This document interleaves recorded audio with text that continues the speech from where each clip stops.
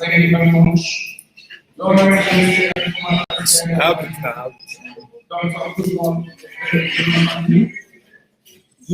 we represent. I can see this center and beginning of the country. Lord, Excellency, the right honorable, Chief Child, the deputy governor, and those states. Right honorable Speaker of the South African National Assembly, which are joining us at the government. Right honorable Stanley Mobilise, the acting Chief Judge of Edo States, the Honorable Justice Louis Sadaka,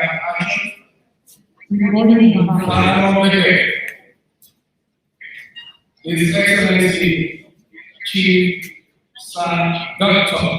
Deborah Osari Grenion, CUN-CFR, keynote speaker, the most reverend Bishop of Kuka, the Bishop of the Catholic Diocese Circle, and other distinguished speakers that we are expected to speak today.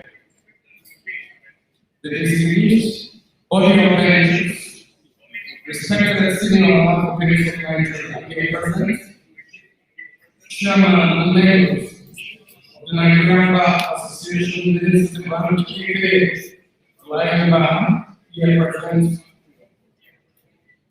the very respected, very honored family, and very mother, the master of the Eghobamien dynasty, Lady Eghobamien,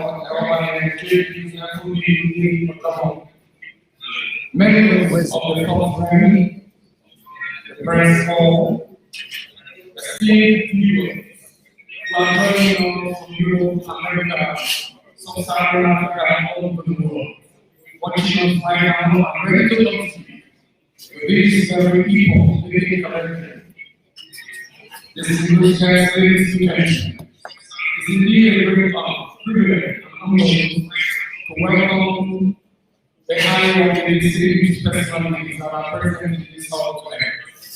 The honorable of our own, who for 85 years on this earth lived as an infant, as a child, adult, and then in full adulthood, and not only there, except in several aspects of life, including encouraging great family values, a career that is highly important and succeeded, and also economically positive. Across the board, in the whole of Nigeria, cities of lives, internationally, school, travel, and various times, in the fact that people in exit will feel easily, and this is the essence of the realization of the first issue of the Alfred and all that leadership series. I thought we would start hands together. What's the name? What's the name? On behalf of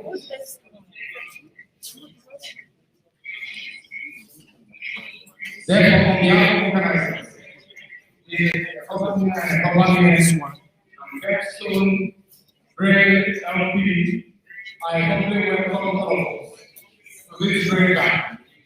And we will ask only that please we go to God quickly first and ask God to take control by asking this respect of very Reverend Igwe Sunday. That's We will go to please be us from the Lord. Wait. Eh?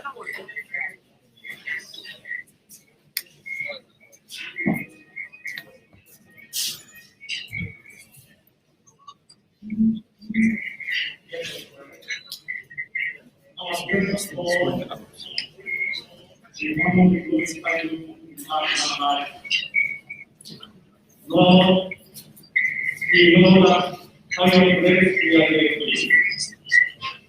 We glorify you, Lord, for making the grace of us to never and never again.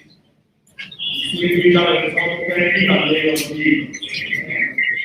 Lord God, our Father, thank you for the life of our Father, Alfred, who great was God in him, he saw and he loved. We thank you, Lord, because through him, you have lived, legacy of all your grace, and that is what we are here today, celebrating. Praying, Heavenly Father, that those years are really great, are doing God's honor and demonstrate that we yield the greater family value. We yield the greater nation in the name of Jesus. Lord, our God, we pray and believe that we can faith on the effects of going through this event. May you feel that power. That Lord, we all let you do what you told us we're going to glorify. Lord, Father, we pray to you that at the end of this world, leave them to glorify. We commit them to your hands. We take them to the house. That's all we need in the name of God the Father, and God the Son, and God the Holy Spirit. Amen. Mr. Chairman, permit me to amend the Supreme Court to humbly ask that I should also the Deputy Governor, Right Honorable Philip Shire, and such, we are taking the national anthem before we get it. That is why we are taking to come and take it twice. And to also include the secretary to be a listening government. See. Don't cross the camera. This is not. At this point, Mr. Chairman, please may I follow the program through as we go on briefly to do traditional breaking of flowers. This is beginning prayer, and then the second of the Lord. And after in order to have a father in the house, who is then to be the father of the day, Chief Dr. Gabriel Osado, to please God's brothers, the final role of the tradition of breaking of the covenants, traditional breaking of covenants. May we open the Bible in front of you, please.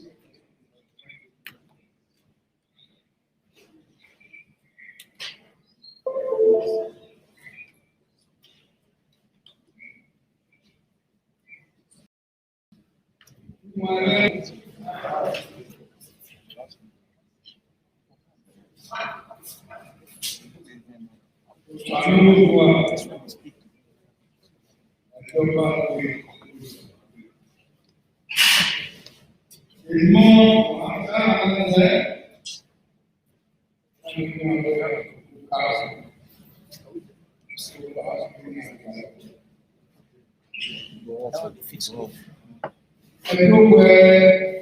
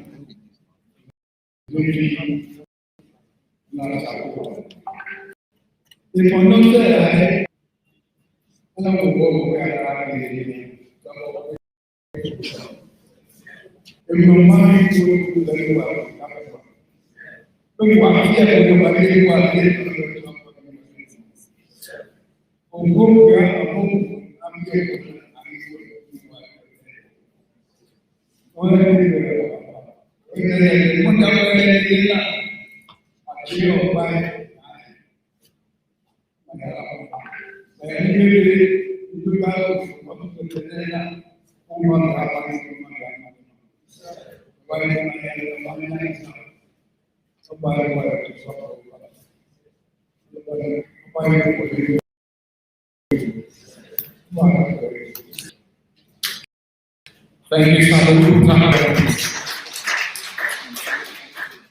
I don't want to go around, so we can catch up with the most time. May I seek the indulgence of this chairman sometimes? So please call on Pastor Alfred, one of his sons. I call them the lion of the Eghobamien dynasty. Please put your hands to give welcome, Pastor Alfred. Come on here to do the welcome address. We will glad for you and come here to do the welcome address. From here, premium system.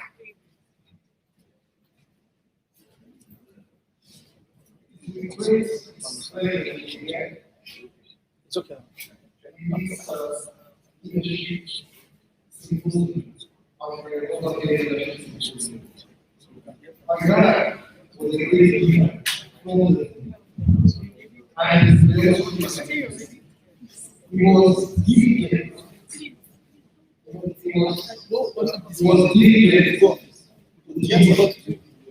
Was accountable, was efficient, honest, time conscious, courageous. In fact, when he took ownership of anything, irrespective of the social class, irrespective of the status in society, when he promised something, he was what he wanted. You can go to sleep. Except that he needed information from you to perform the task. And you don't do it, then you will be wrong. And I'm sure those of you who know him will attest to that. Even when we go shopping, because I spend a lot of my later yesterday. So we go shopping and maybe he have enough change. And I give put it in the car. When you get home, you say that you get my car. Put it in the car. That's how it works. And also, when you give us a task from you, we expected us to account it. Without actually requesting from us, we have to go to him and say, look, this is how, especially when you have to do with money, you have to give him detailed expenditure analysis, even from the child. Now, this has great value that, unfortunately, they are very rare in our society today. And becoming a Christian was a lot easier for me growing in such a household. Because when I understood and realized that the principle of Christ was, I grew up in that environment. Also, taking challenges, starting businesses as well, was natural. And I couldn't understand why the person will be unemployed when something can be created. So I believe that you will enjoy this leadership symposium in honor of my dad. But there's a lot to do today, so I won't take much of your time. I would like to invite Senator Eghobamien who will introduce the keynote address. Thank you very much.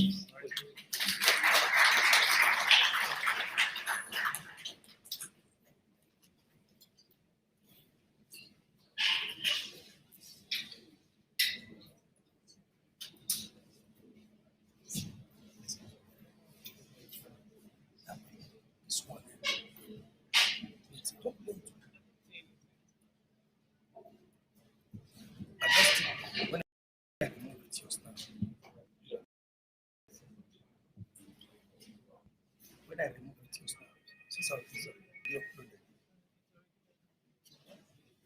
Not this thing about Lady, is it a welcome address? Which one comes first?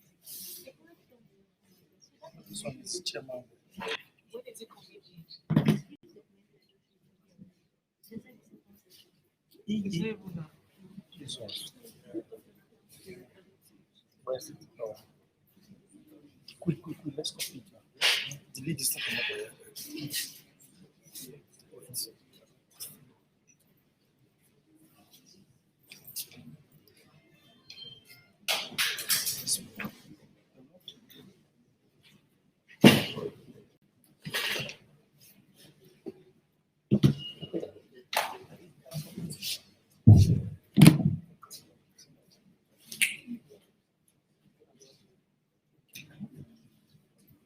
Ladies and gentlemen, let me first acknowledge the presence of the Deputy Governor of Edo State, Right Honorable Philip. Your Excellency, you are welcome. Let me also introduce two introductions I'm going to see here now. One, as Goodluck Jonathan, to recognize the presence of Chief Isama Opini. And as Senator Eghobamien, I would say that was a delight. I stand here to represent the former president of the Federal Republic of Nigeria. Just asked me when he called me and pleaded with me not to make any speech, not to introduce him, to put us, because he said, Uzamere, I know you, but in his team, he has told me to use the word but man of his caliber who have brought peace to this country. It would be difficult for me to say Goodluck Jonathan. Having said that, ladies and gentlemen, I feel that Jonathan was a former president of Nigeria, called the man of peace. And since he said I should not mention his titles, I will simply say President Jonathan. So I stand here as President Jonathan to introduce the keynote address to the President, the Bishop Coker, who will do justice to this session. Thank you very much.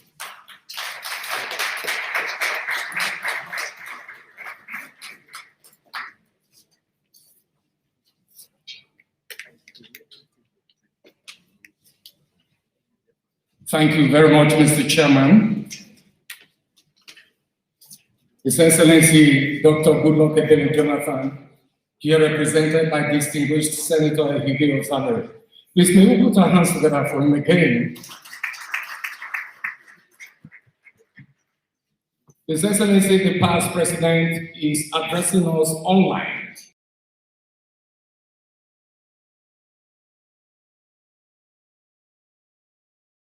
This program, the video, the online address is going to give us.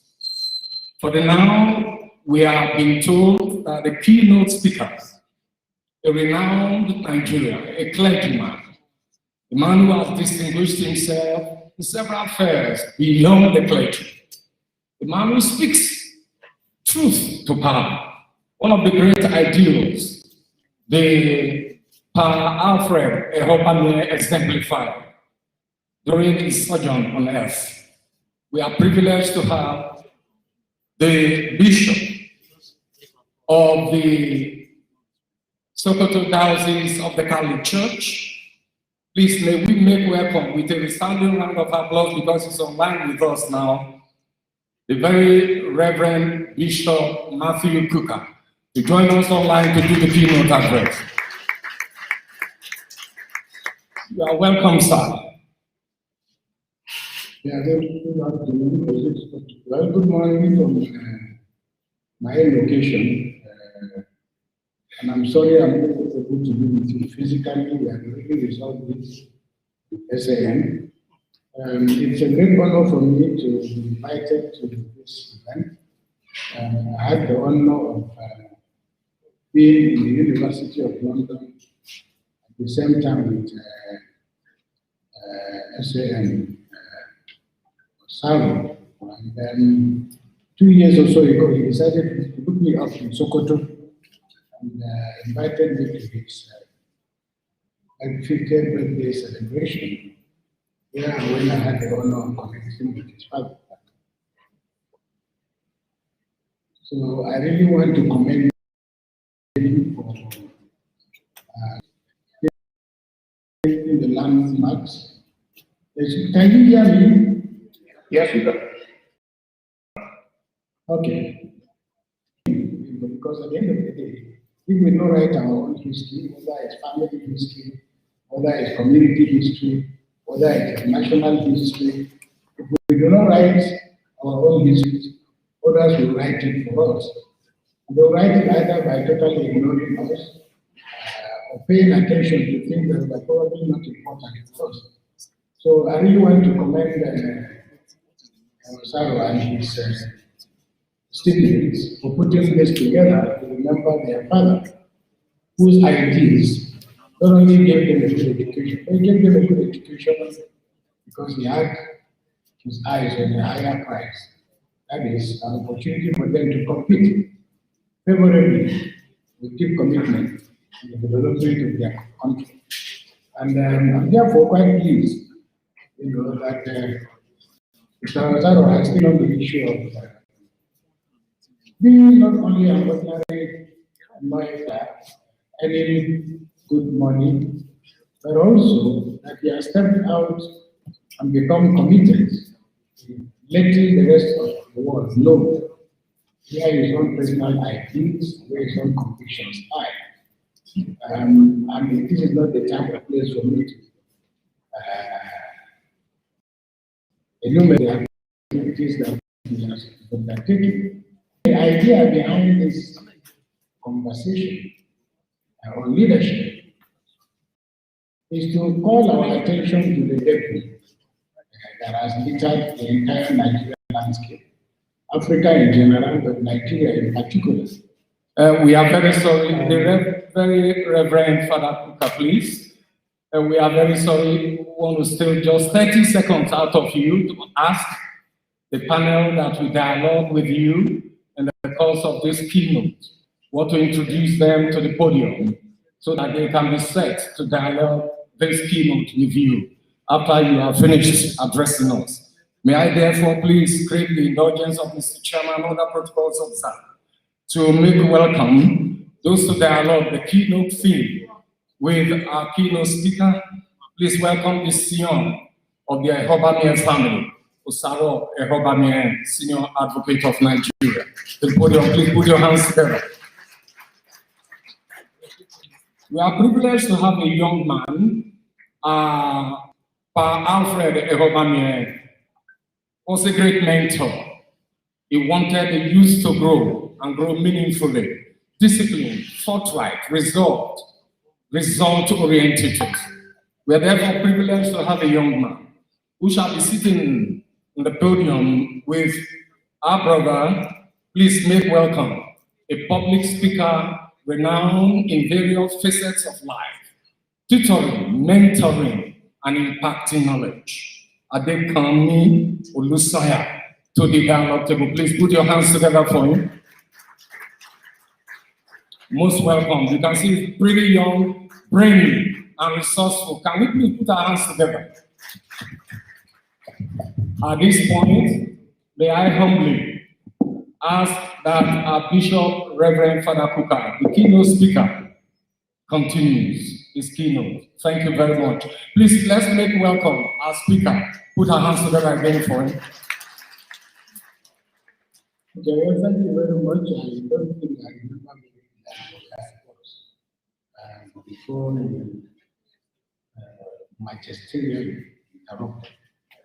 But it's all for a good cause. But I think I was making a point about kind of commendation for Awasaro for taking his lawyering profession very seriously. There is a scholar, a French scholar, who once said, everything is politics, everything is political, but politics is not everything. Politics has become subject to abuse. Politics has become subject to denigration. And politicians are treated in our society almost like human beings.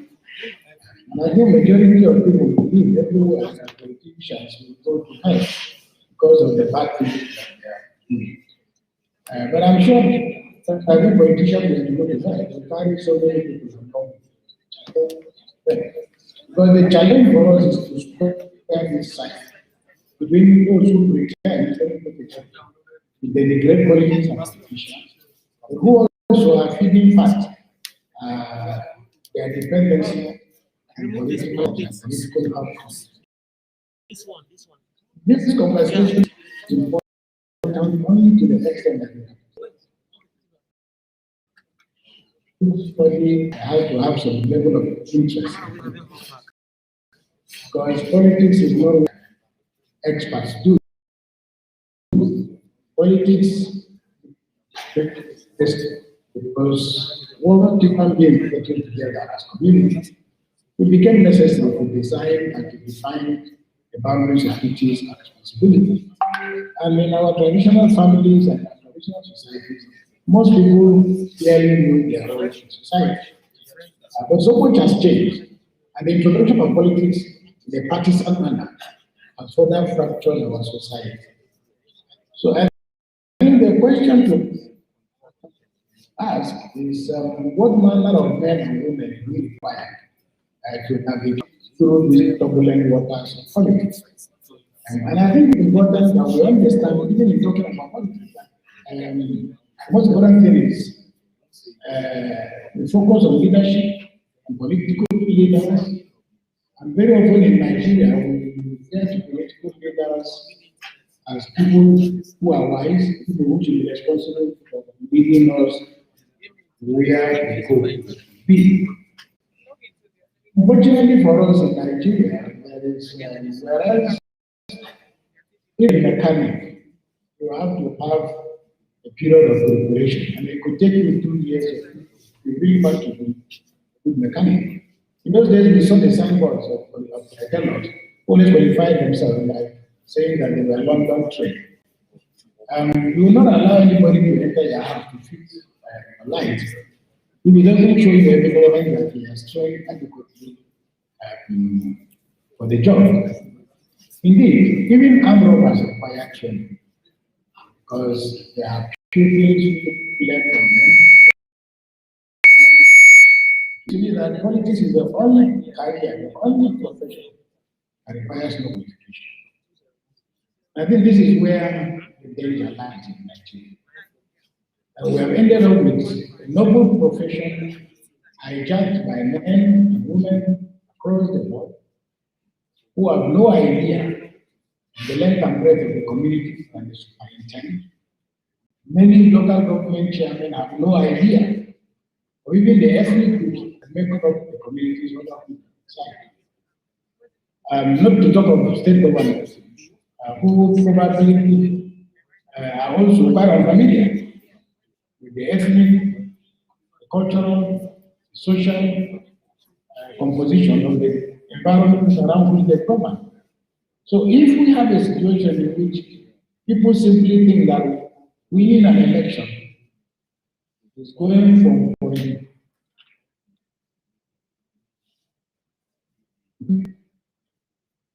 Each government have because we are people who are ignorant of people the things we do, and people who have really not graduated from point A to point B.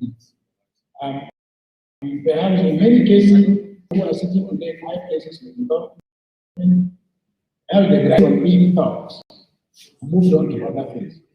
And this is why tolerance and violence has become part and parcel of our society. So the larger impact of all this on our society, you have ill-prepared and ill-equipped who were recruited only a few years back to serve, suddenly now finding themselves as the chief executioners. And this when people talk about for election. The average politician is concerned with the most effective tools of violence and he or she can employ. And the average politician is concerned about whether you're going to break this man's leg or chop his leg off, whether you're going to actually outrightly kill him or burn his house or burn his house, questions that our people face. So I think that the question, and I would like to just make 3 quick points by way of ending and summarizing what I'm saying, is that as we know, leadership is not something that is left to chance. If you look around, ants have a leader. And when you see them moving, the ant colony has a leader. The birds have a leader. The animals have a leader. And human beings, but we can see certain characteristics of even the leaders of animals and the leaders of creatures. The leader is always in front, identifying because he already has an idea where this journey is going to terminate.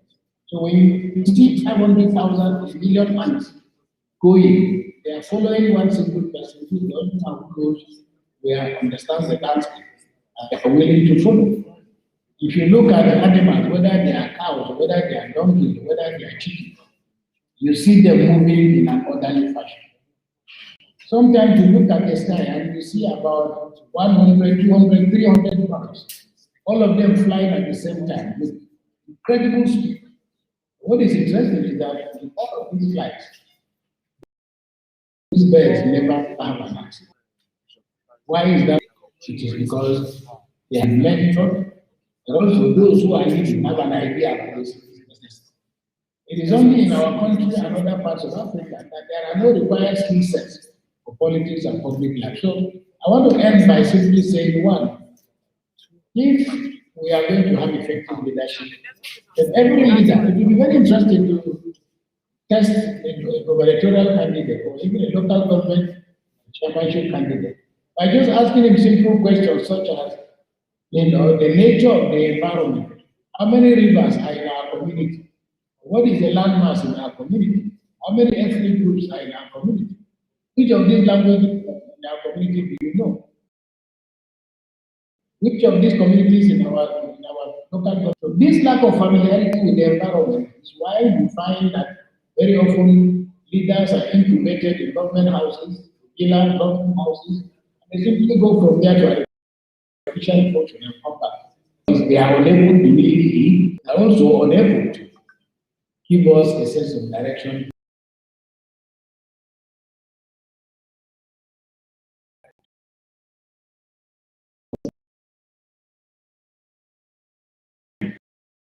In our own area, the blind are living a cycle. Actually better equipped, better educated, better family respect than those who office present themselves as people. And therefore, what should be the demand? I think Nigeria is very foolish, very stupid. Say, oh, you don't fear any leaders. Well, to show you how don't fear any leaders now, I make sure that every year you go to Jerusalem. Well, we are sorry once more. Our very respected keynote speaker. Once more, we are sorry, sir. Our very Bishop, Reverend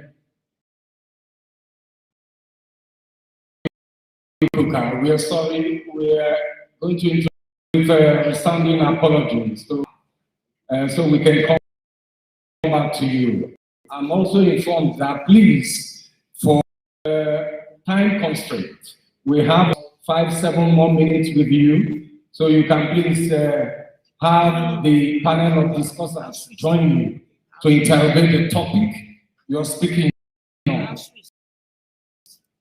So please, may we other protocols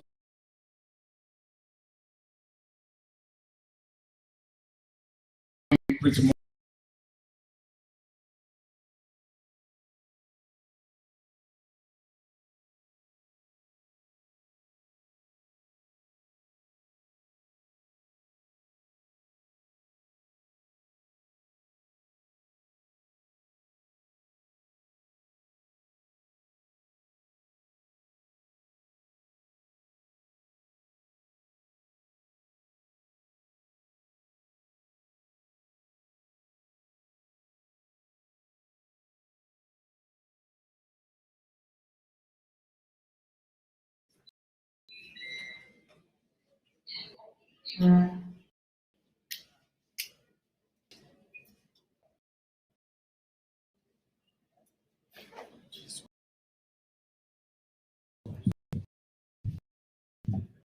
Thank you. We apologize again to the keynote speaker, Bishop Anthony Cooker. We appreciate you so much. We thank you for your sense of humor. And we are humbly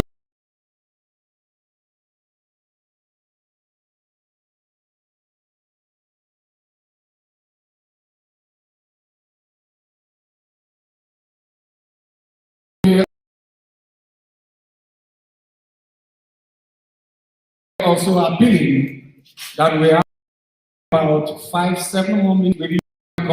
Please, may we put our hands together. We are having online with us.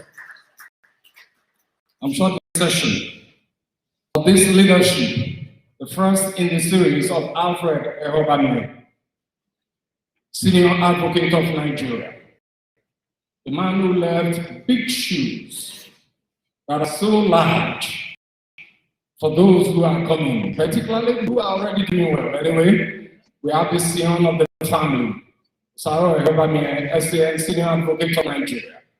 And of course, we have F.A. Eghobamien, who is a pastor, a man of God.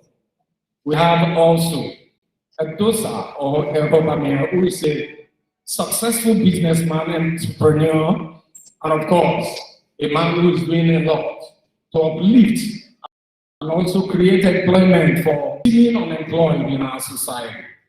No doubt. Recording in progress. Sorry. No doubt, Alfred Eghobamien SAN has done a great family man, bringing up your children the way to go, so that when even you are gone, they are not departing from it. Itself is exemplary. And this is one of the cornerstones for this Alfred Eghobamien leadership series, to immortalize the several spheres of life he impacted. And this is what we are doing today, the first of its kind, a colloquium that hopefully by the grace of God will go on every year. Carrying along the topic, too many activities,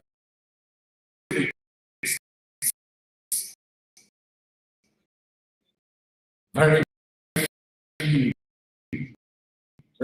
reformers.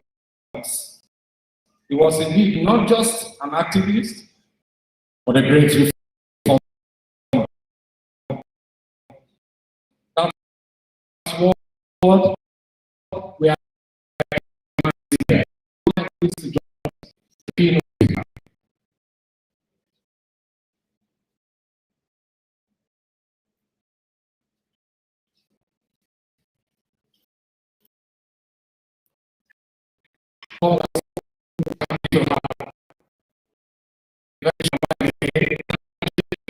We 5 minutes, so the panelists can join you to interview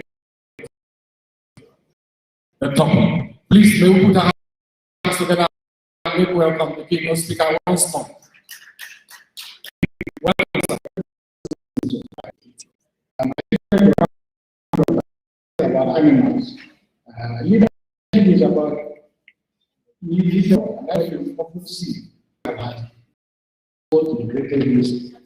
If you compare that with our own situation, where leaders are supposed to get from opinion in some cases, and that the responsibility of the ammunition of state office of the president, governor. This is why you often find in many African countries, Nigeria included, citizens are often accused of mistake to disagree with the president on patriotic. So the mistake with the president is synonymous with the country itself. So whereas presidents come and governors come and go, our state and our country remain. And that is why our commitment should be to our country. I respect to treat those who occupy those offices with the understanding that they will perform according to the details of their promises. And finally, it will be a mistake, and this is our biggest mistake in Nigeria, that people think that we ordinary people cannot vote, we don't have a voice, and the government present themselves and comport suggest that the only knowledgeable people in this country are about the 36 governors and the minister of the FCT.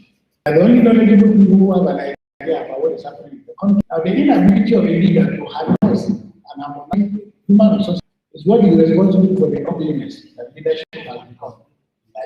That people apply nepotistic strategies, one, to expose their weakness, but also to endanger the society, because if you appoint people based on religion, based on ethnicity, based on social class, and so on, it will be difficult. Not possible.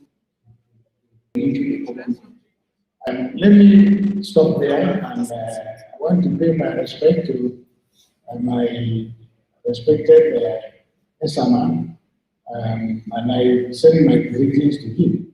I'm sending my greetings to the Jonathan, who is unavoidably absent. Once again, please accept my congratulations, and may the soul of Alfred and the souls of all the people departed to the mercy of God rest in peace. Amen. Thank you very much, and good afternoon. Please, may we put our hands together. We stand in a round of applause for the keynote speaker. Very timeless,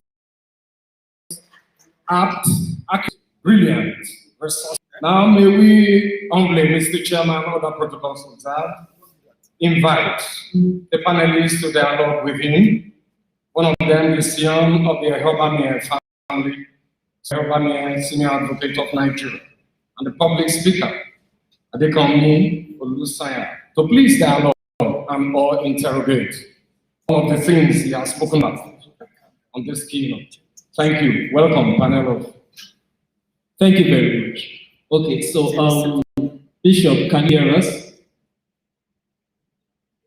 Yes, I can hear you. Okay, so I want to take you on the first question, and please understand that what we are trying to do is to look for the solutions to the problem in line with the theme of this leadership series, which is too few activists or too many activists and very few reformers. So we're looking for the solutions to the problems of Nigeria in terms of leadership.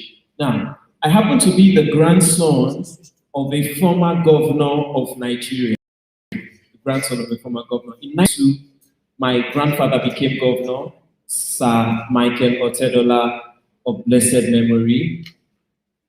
I was only 9 years old at that time. And I remember vividly, I went to mother once he came, or he was announced as the winner of the elections. And I went to my mother and I said to my mother, Mommy, Papa is now governor. My pocket money on a daily basis will be 2 naira. As a 9-year-old, the situation was that once you have a relative, a close relative in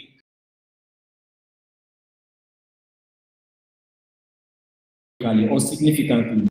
Now, I went from being in a school, just a middle class school in Yaba, to going to one of the best schools in the country. Education Center right here in Benin.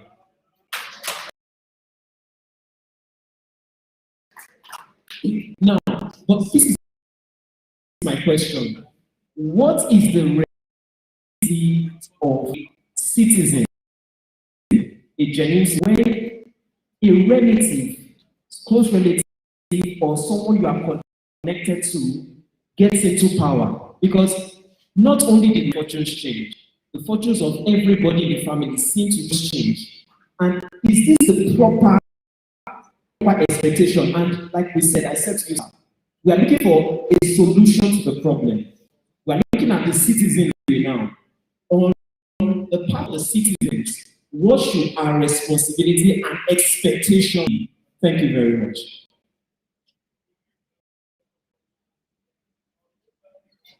Thank you. You want me to answer the first one? Or? Yes, I want you to answer the question. What should the responsibility of true citizens be? Congratulations. I understand your question.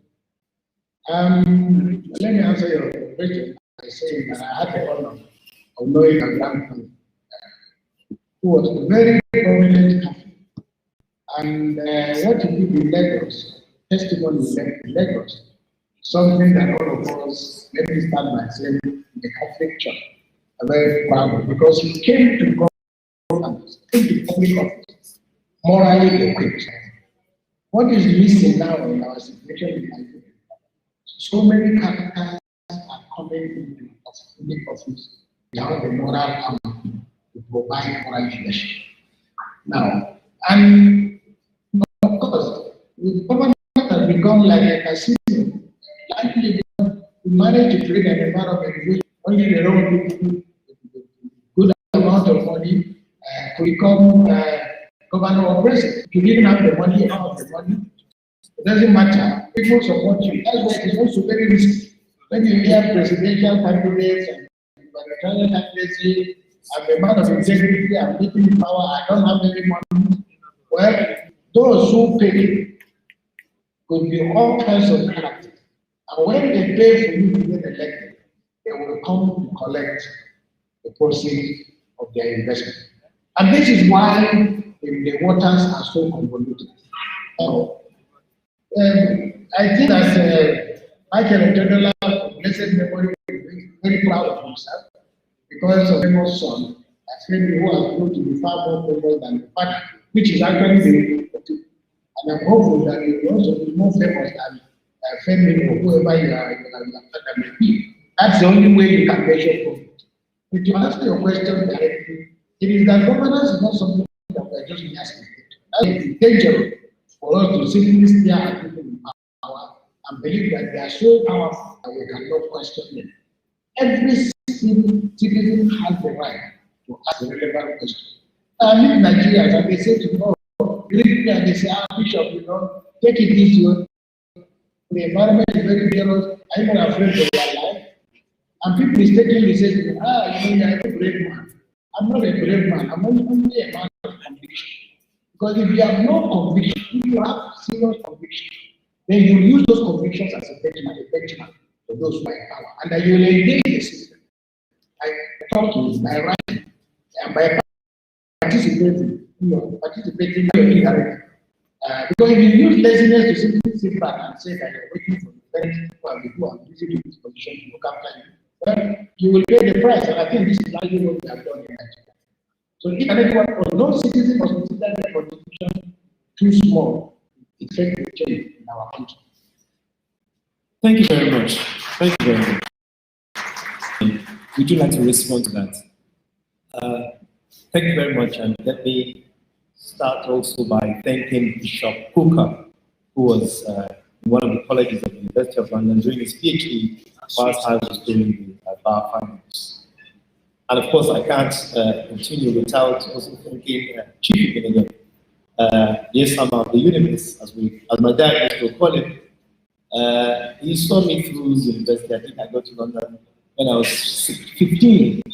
I turned 16 in the United Kingdom, and this summer my dad was to my father's to me. So I'm grateful to come to your occasion. Of course, my mom is great. everyone has come, especially Senator Zamari, who, notwithstanding the fact that the former president asked him to come and also to introduce a video. We were running late, and therefore the video of the president, which Senator Zamari was to introduce, will play immediately after this session. Thank you very much. But let me answer your question, comment. And I'm going to situate it against the background of the discussions we are having and against the background of Sir Alfred as we started calling him towards the latter years. Let me situate it against those three backgrounds. First of all, who is a true leader? It is your thinking ability that makes you a leader. The question is, what are the expectations of the follower against the leader? And I think Father Kuka made a point that all animals have a leader, except the sheep. Sheep don't have leaders. That's why a sheep, if it goes, it will fall on a cliff. And that is why a lion leading sheep will do much better than a sheep leading 100 lions. Now, going back to your question, what are the expectations? It depends on your mindset. So we grew up under Sir Alfred, not accepting things the way they are. Tolerance was not accepted. In other words, he was to question everything. He questioned everything. He made you accountable. A leader does not accept things the way they are. So you see, necessity is the mother of invention. Some inspirational speakers will say necessity is to not accepting what is there and what is wrong. So if my relative becomes the head of state, local government chairman, what are my expectations as a follower? My expectation is dependent on the culture. And the culture is, I should be wealthy the next day. Doesn't matter what happens. Therefore, how do you cure that problem? We're looking for solutions. Remember, I said it's the thinking.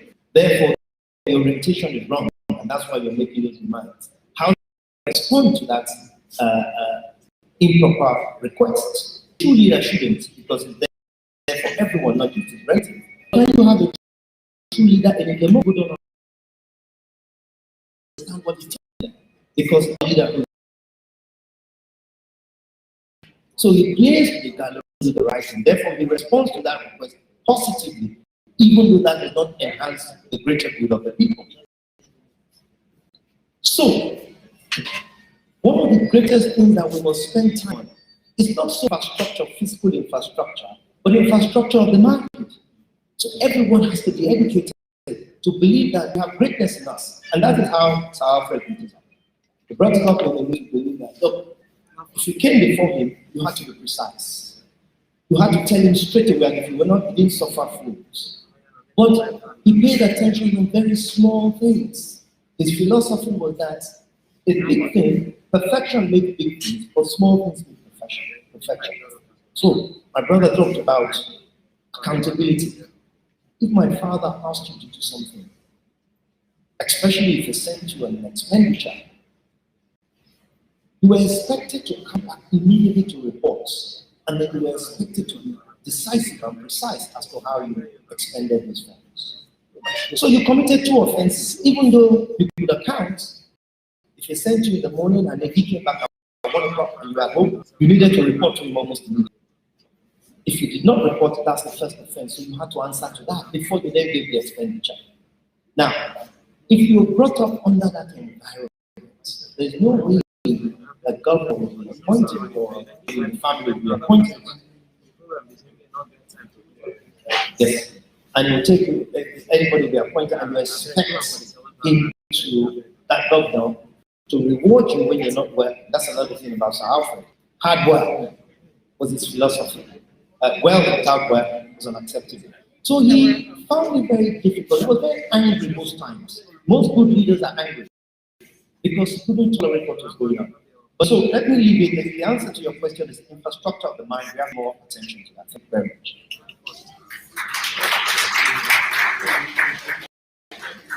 Thank you. We have been informed that the keynote speaker will take 1 more minute. He is time bound for another appointment. We thank him so immensely.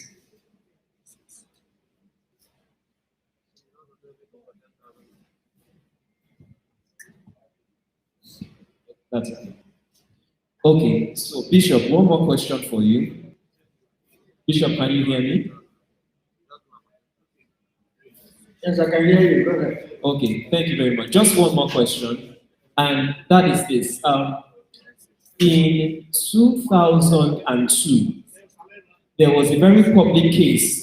This question borders on the church and the state. The church and the state. In 2002, there was a public case of a very popular Pentecostal mega church. There was a member of that church who was an accountant working at Sheraton Hotel. He was stealing a lot of money from Sheraton Hotel and making donations to his church. And they were writing him letters of commendation. Apparently, they probably did not know he was stealing from his company that he was working with. And eventually, when it became a public spectacle, the church never did anything to restitute or to rectify the situation. Now, just a month ago, the same similar issue occurred in that same church where they had a member of the church who was running a forex investment scheme, defrauding people, and he was a big donor to the same church. What should the responsibility of the church be in reforming decaying leadership in Nigeria with reference to instances like this? What should the responsibility of the church be? And please, I would like to just a follow-up question. Our vice president is also a clergy like you. You are full-time. He's sort of part-time. I want to ask, are you pleased with him so far? Some people seem to be quite disappointed with him and had better expectations or higher expectations. If you were to speak to him, what would you say to him, or would you advise him to do certain things differently? So those are my two questions molded in one. Thank you very much. Yeah, well, thank you very much. Let me start with the last and the question. The vice president is Caroline very much a business man. But I cannot speak to the nature of his character as a politician because I'm from one people who are in a position to judge. When you do so, it will definitely be out of character for me to assess the performance.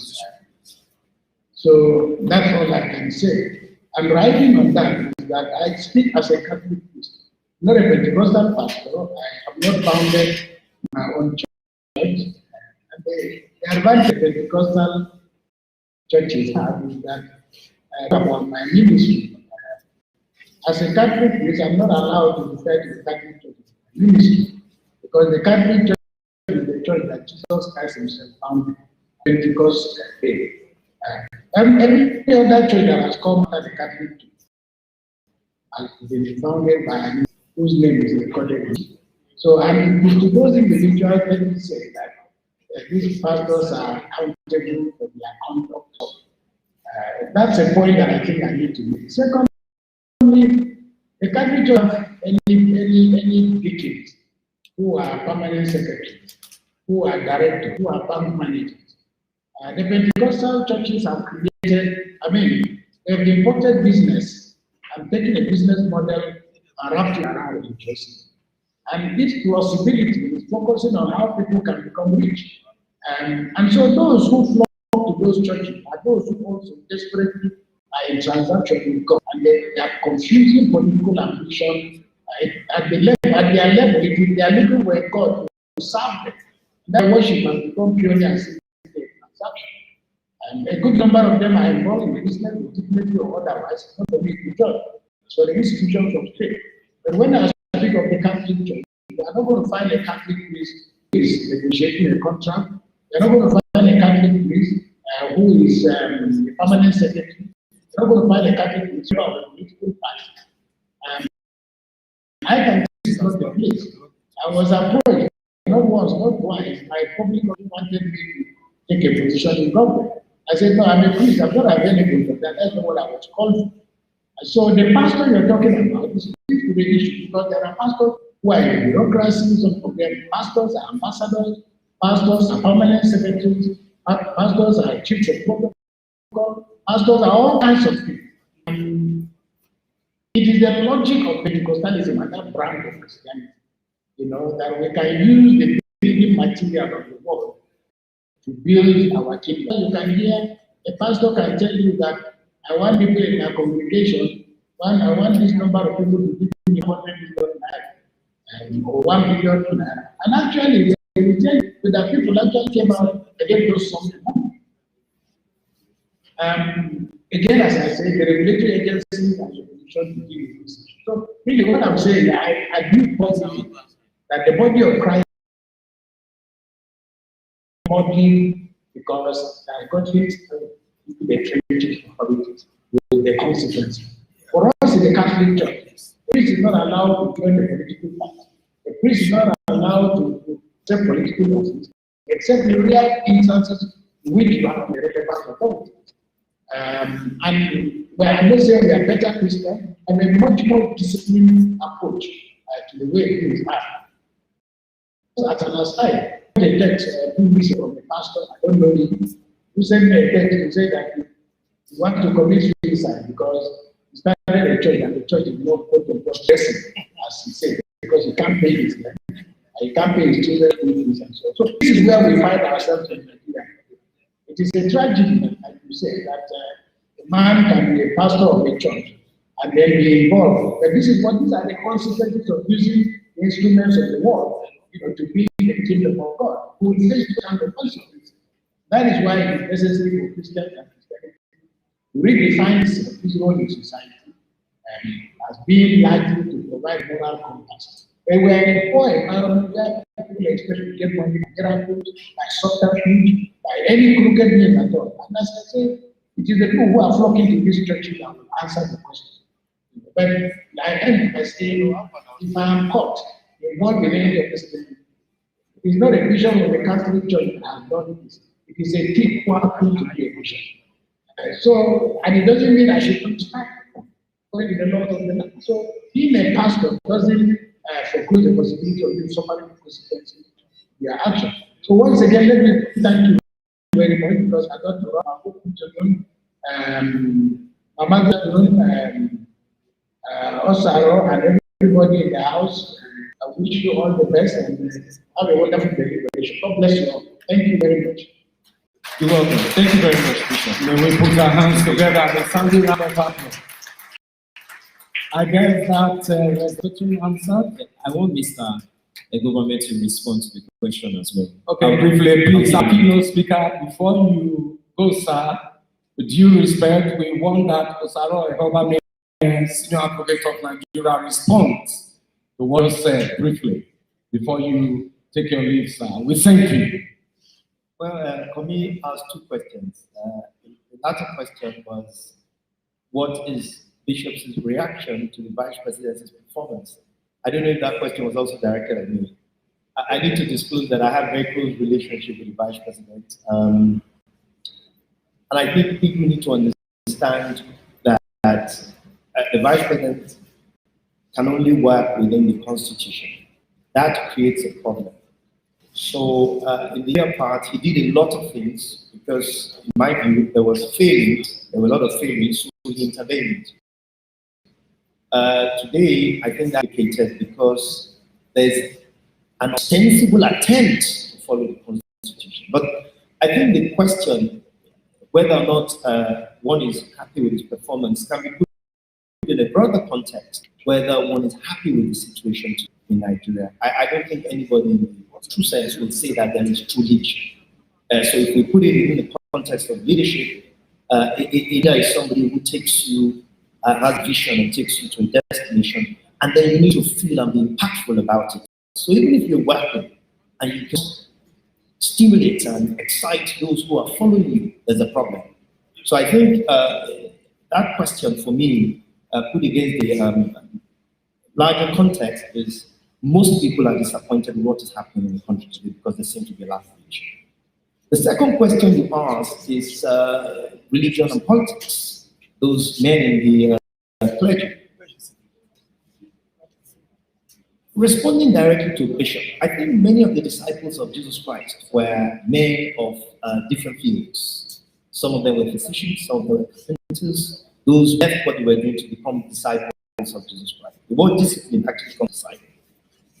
Therefore, it is not so much about running outside the Catholic Church. I don't know if that's the impression that a bishop gave. But it is about the character of those who are heading or who are seemingly occupying positions of leadership, whether in the church, in home, whether in local government. Question is, what is the passion of these people? What is the vision that is driving them? Vision for me is the most important element of leadership. Then I don't see vision in many of the positions of leadership.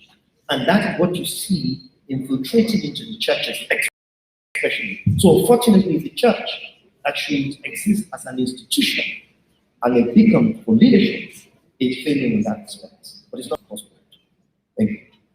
Well, thank you very much. Thank you very much. Please, let me put our hands Sorry, together. after our ceremony point of correction, I think it's important to note that even at their own time, the apostles of Jesus Christ, once they became his disciples, Jesus took off from the fact that he told them when he actually said, you must take the gospel to all the ends of the earth. And remember that Jesus made very clear to them that you rely on the supreme power of the Holy Spirit, not on money, not on power. And then it's also the issue, and of course, like the man who asked the question said, the problem with Greece being involved in politics, they succeed, fine. But if they don't succeed, the general society takes the church down along with you. And my belief, as I said, that's why I say I only speak for the Catholic Church. But there are too many BBS men. I met a young man who told me, he's a computer expert, but he lost job. And I asked him, so what are you planning to do? He said, well, I'm planning a few other things. If they don't work at the end of the year, I want to go in this. So we have these convoluted waters. These people are not focusing on the purity of the gospel. And illusion that will say, oh, this is it is not. Once you get a job in government, you have to avoid it. They're likely to collect it back. They're likely to be guilty of the sin that everybody is guilty of. And this is why, as I said, they need wisdom. The church to which I belong has taken a position that if ministers will have to hear a particular mode of conduct. So when you mix the yams and the beans and the rice, you get an outcome. Even the good people fall victim to the temptations, the power of the state. But as I said, I'm speaking as a Catholic, I'm not speaking for people who are their own apostles. Once again, thank you very much and bye-bye. Thank you very much. We have a standing ovation for the keynote speaker. Standing ovation for the keynote speaker, please. He has taken time, despite his busy schedule, to attend to this colloquium. A great man of God, a man who speaks true to pass. You may be seated, please. You may be seated. Thank you very much. Thank you. The program is in full swing. What? Listen to it. Okay, briefly, please. As a summary to everything that we have just heard, in answer to as a summary to the first, what Mr. Osaro, my takeaway is that irrespective of your connection to any political office, whether you are related directly or you have a connection to the person, you should not expect to be wealthy in government once the person just acquires or gets into political office. You're expected to serve and not to be rich in office. That's my takeaway. I don't know what your takeaway in this forum and series. Living within substantial. From your the second question is that as responsible citizens of Nigeria, I feel things going on in church or even outside the church in business that are not ethical. We should stand against it and subject to such values that are not right or very ethical. And that's my takeaway. Thank you very much, everyone.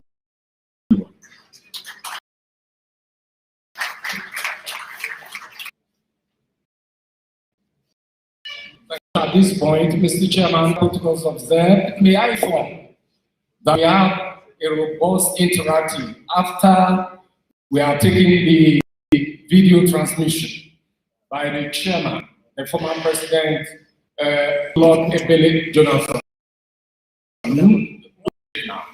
Please keep questions intact to your chest, possibly write if you may not want to come out to ask through the microphone.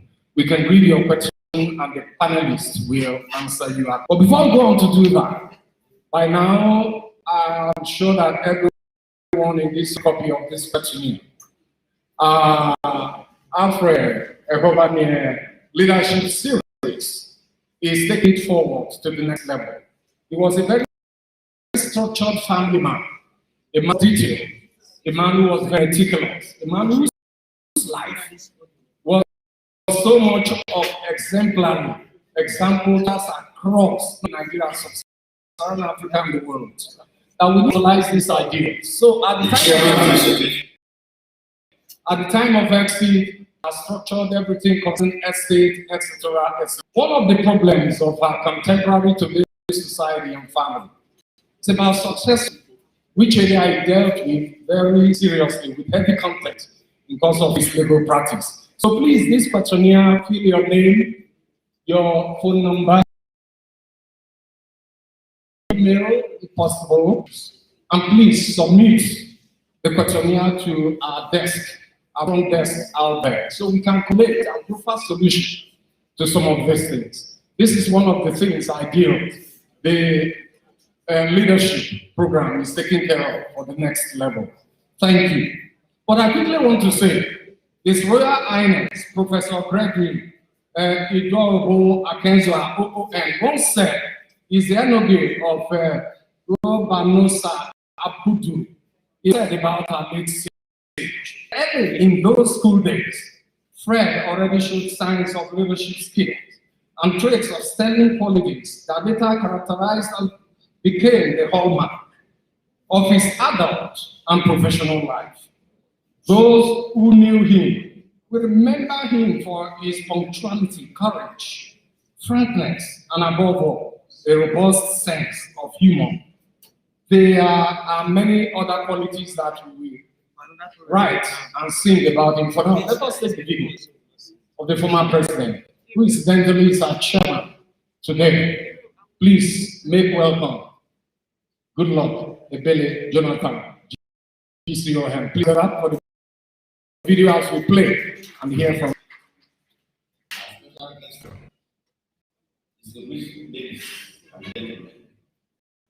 It's my pleasure, as chairman of this session, on this special session of the Sir Alfred Eghobamien Leadership Series. I commend the Eghobamien family for honoring of their father, Sir Chief Dr. Alfred Eghobamien, Senior Advocate of Nigeria, and life mentor, who was a distinguished and remarkable legal practitioner. Exhibited exemplary leadership qualities which earned him an enviable reputation in the entire country. I'm glad that his sons have taken his footsteps in initiatives to honor his memory in a remarkable way by instituting this leadership symposium 1 year after they have demonstrated their determination to ensure that his culture of excellence and legacies of integrity and diligence will continue to endure. I believe that the chairman of this institution will discuss and this program in celebration distinguished legal management will further challenge to aspire to emulate these key qualities for the good of our nation. I am told the children and family that I delivered this opening remark because they were impressed an decision of powerfully address in the very peaceful manner of the decision Eghobamien was series and common agreement Eghobamien for honoring the memory of their father. The decision was not a difficult one for me to make because of my belief in building a culture and life venture. He was a distinguished sustainable democracy and its impact on the development of our nation. Exhibited exemplary qualities, which ended I would like to point out that leadership requires a level of sacrifice, determination, have taken public over private interests in desire to be of service to God and humanity. In a remarkable way, but he said that those who plant trees plant not necessarily because it will provide shade for them. They have demonstrated their determination to ensure that I commend the daughters and the entire Eghobamien family for your efforts in building capacity among my youth. I believe that the most vulnerable in our society, and also program for organizing this festival on this same city in honor of the great to emulate the quality for the good of our nation. Eghobamien, excellent. I am told the children and I know that the keynote deliver this opening remark. They were impressed. Another speaker decision just power this all important is very result of which assist the organizers. This said, come up with a well-researched and an administration producing true leaders across all sectors was not a difficult thing to make because of my belief in the culture of music. Unity. Please bear with me. Put our hands for my president. Thank you, sir. We appreciate you. At this point, Ladies and gentlemen, we're going to go into I'd interactive. like to point out that Please, leadership requires some your question level must be important determination and directed to the question or the topic issue, the topic of today. and humanity. Too many activists, The very few reforms. The leadership talk or this talk. You are free to come out. At this point, I want to hand over fully for the next 20-25. My brother, resourceful. For your efforts They come in to take over this session for the next 20-25 minutes. Entertain questions from the audience, answers for the next 20-25 minutes. You can write your question if you don't want to come. If you're coming out, the microphone will be there. I'll step it down right now. But that question must be important. What's the question? So that we can track the process. God bless you. Question time. Over to you. And other speakers would be justice to this all-important topic of leadership. The result of which would If anybody assist has any the question, can you organizers please, yes. come up with a well-researched program or an institution that will assist in producing true leaders across all spheres in Nigeria. I thank you all. Good afternoon. The Federal Republic. My question is very I have with Nigerian leadership. I asked the panelists to talk about this. The concept of loyalty in leadership. The problem I've seen in my entire life, studying the Nigerian political system, in form of leadership is this. As soon as you are following a particular governor or a local government chairman or a political leader, and it's as if you are not permitted to have a divergent view. Once you have a divergent view, you are in problem. What can we do to avert? So in joining that question, I give an instance as a businessman. If there are two political parties, if they see that you associate, if a political party see that you associate with another political party, maybe it's a client, it becomes a problem. So what do we do in the concept of being loyal? Is loyalty, does loyalty make you a slave to be opinionated? That's my question. Mr. Eghobamien, do you want to respond to that? That- And please, sorry, just before that, we have just about 10-15 minutes for this session, not 20-25, because of time. We're trying to keep to time. So just about 10-15 minutes. If you have any question, indicate, and if you want to write down, write down. Thank you. I see a hand up over there. Thank you very much. Mr. Eghobamien, over to you.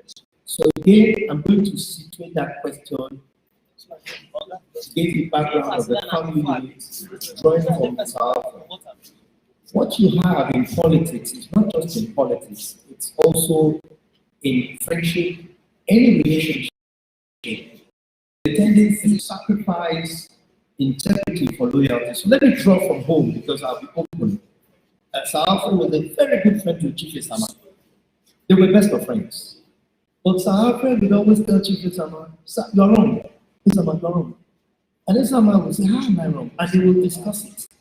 Sir Alfred never stopped short of questioning Isama anytime Isama was. He felt that Isama was wrong. So they were best of friends. But he was ready to risk the relationship by telling the truth. There was truth to power. And Isama appreciated that greatly. It is the same thing in politics. I sat in the cars, I sat in the house, I saw my dad and Isama all the time. There was always a battle of the different views, but they respected one another. But in politics, you lie to the leader because you're looking for an advantage, and you know you're lying to the leader. That person is not what the leader, because we all have leadership in us. So it is really the culture that has evolved over time in this part of the world, where you have to be politically correct. Politics sometimes is to win the admiration of the greatest number of people. Leadership is to do the right thing. We're looking for leadership in politicians. We're not looking for more politicians to occupy position of leadership. So I think your question really is, how do we begin to imbibe in the political class? Most of those who are occupying position in leadership have gotten there by accident. In other parts of the world, there's a school of leadership. That school is not necessarily a four-wall school. You must have interrogated. And if you take time, ask any politician, what is your passion? What are you passionate about? What is driving you? It will be difficult to find an answer. So, we must go back.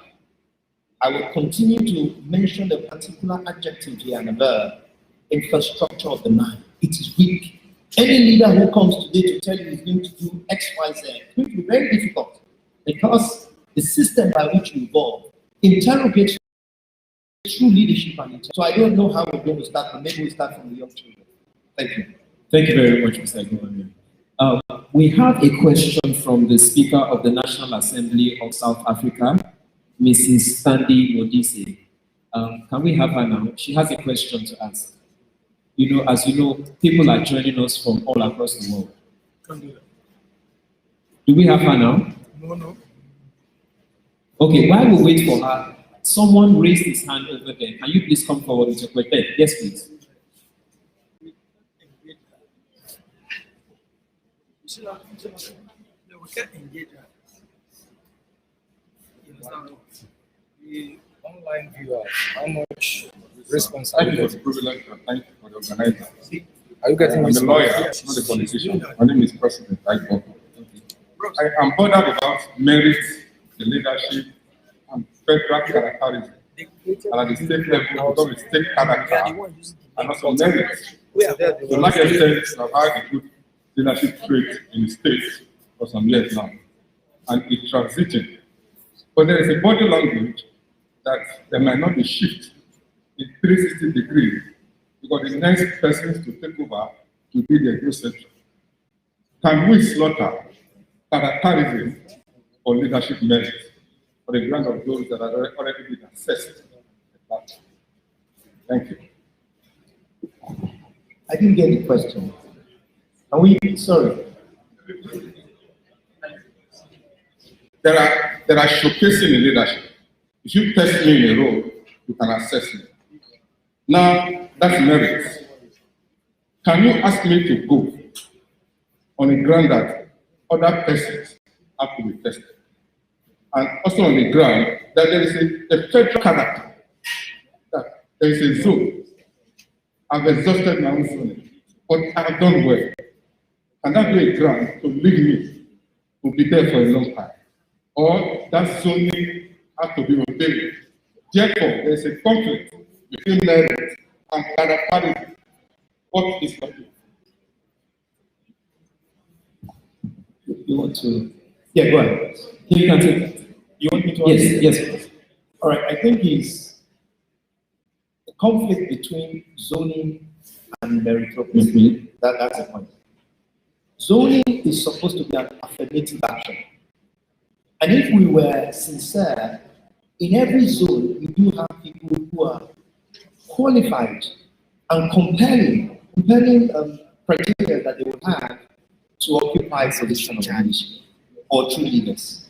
But the question, I think, is, are we prepared to interrogate and to find out a true leader in that zone? Or are we using the zone to propel mediocrity? That is really what I see. It is not a complicated problem. In every zone in Nigeria, you can find the best man for the job. So let me draw, because I draw again from home. I live in Lekki, in Lagos, and I'm very involved in the communal activity, communal service, which is another thing. You must have served in a community before you occupy a position of leadership in other parts of the world. You must have done community service. So I was the secretary for a while, and then I was very involved helping to clear the gutters and building roads at a time where there were no roads, getting people together to do it ourselves. And then I was also made the chairman of the Electoral Commission. So when we started, we were very few, so I knew everybody. So I could just by mere identifying you, record you as the person who will vote when the time came. But after a while, I met a lot of people I did not know. And then I asked that we pull back from the date of the election while we verify all those who had come by testing them against the bank accounts. So we just get the statement of accounts, see who's paid, as to whether or not you are a resident in Lekki. So someone noted a motion that I had introduced something that was illegal, not in the constitution, notwithstanding that the ultimate purpose was good. And a motion was then moved that I be voted out on a vote of no confidence.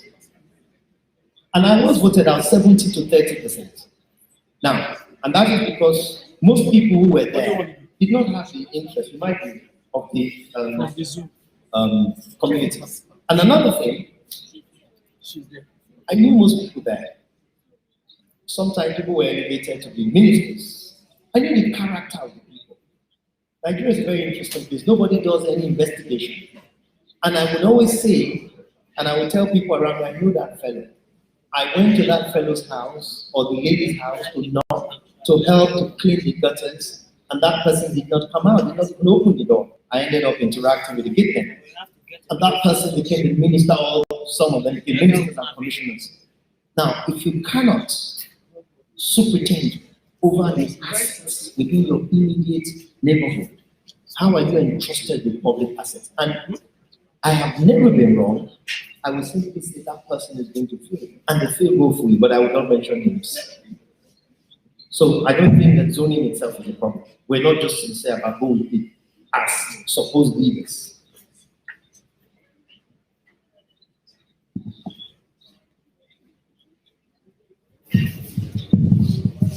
Do we have Mrs. Stanley Modise now, Speaker of the South African National Assembly, for her question?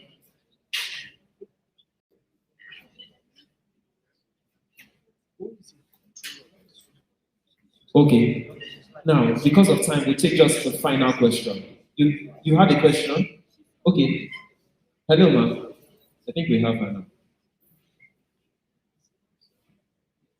We can hear you, ma'am. Please, can you go ahead with your question?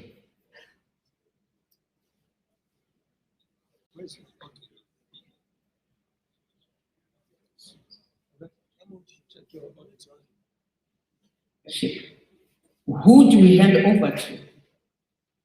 That would be my question to you, Osaro. Thank you very much. Madam Speaker, let me first thank you for taking time of your busy schedule.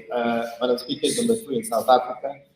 It's been a while. I haven't seen you in 2 years. It's a great delight to see your face. We didn't hear you clearly, but let me just appreciate you for taking time of your extremely busy schedule to put a question across. I'm sure if you can hear me, I'm sure the visual and the acoustics will work on that, and hopefully you put that question again. But we're all quite impressed, and I thank you very much. Once the corona is over, I'm sure that we will be seeing you in the future. Thank you very much. I will answer your question when they fix the visual. Thank you very much. I just been informed that more people want to ask questions from the other flank, and we have asked organizers to please indulge us with about 5 or thereabout more accommodate. Now, what we do is, please, we crave your indulgence. Let's take about 2-3 questions, then the panelists will answer to the questions en bloc, and one question at a time. So please, may we take the microphone over there? Mom, come forward. Let's shift this one. Let's take about 2-3 more questions together. Answer all together, interrogate all together.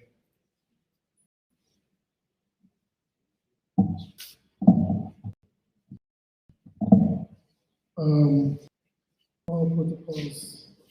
Mine is not really a question, comment. We've been focusing on leadership. What can the followership do to help leadership? Most times it's the leadership, the followership that corrupts. Okay, thank you very much for your question. I think what followership can do is to be very honest with leadership. I think we should speak the truth to power and let people know. I like the instance that Mr. Eghobamien gave, that whenever his late father, Alfred, thought that Isama was wrong, he politely told Isama that I think you are wrong in this area. You see, if we love leadership, we will tell them the truth. Because if we lie to them, we will create an atmosphere for them to eventually fail. The reason why Gaddafi ended the way he ended, the amount of was that he was surrounded to death. He was living. So I think the way followership can help leadership is to tell leadership the truth. I had to ask my mother, who was the first daughter or first child of the former governor, that let us be honest, it's a question. We should hold our leaders accountable. But by the time we start being subservient and being poodles to people in power, we give them an atmosphere to act in whatever way they feel that they should. So the way followership can help leadership is to be truthful to them and not to be scared. But be polite, but be very truthful to power. That's my opinion. Thank you very much. 2 more questions. Please, 2 more questions. And please, seal the questionnaire.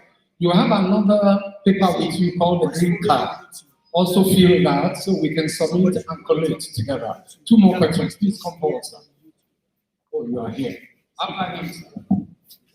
Good afternoon, everybody. My name is Eugene Obadan. Now, my question goes first. We have 2 major problems in our country today. One of them is our economic problem. I've discovered I'm the national president of National Youth Democratic Association. It's an association formed and we are all over the 36 states. But one thing we've discovered recently is that the Nigerian system right now, we do not know the economic system or model we are following. Are we a capitalist economy or are we a socialist economy? Because there's a lot of confusion there. Then the second question has to do with security. A lot of talk has been around community policing, but I do not think any of our leaders have been able to identify a correct or the right model to solve the issue of banditry and the Fulani herdsmen crisis. And it seems to be lingering and getting worse. Just yesterday, I think the governor of Kano State said that the military should come to his aid, that banditries are doing in the forest.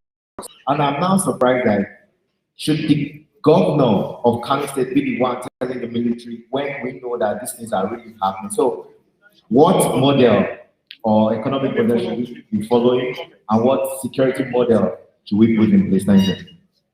Before you answer, let's keep the questions very, very straight.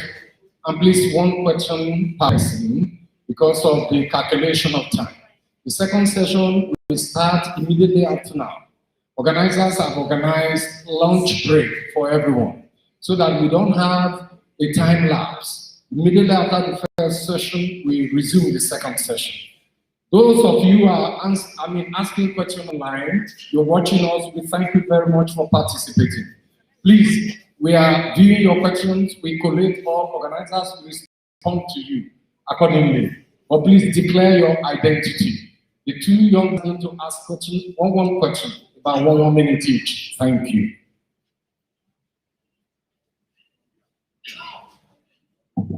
Thank you so much.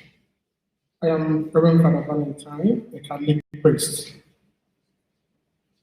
I know, and of course we all know, that it is not about cheap popularity or acquisition of wealth.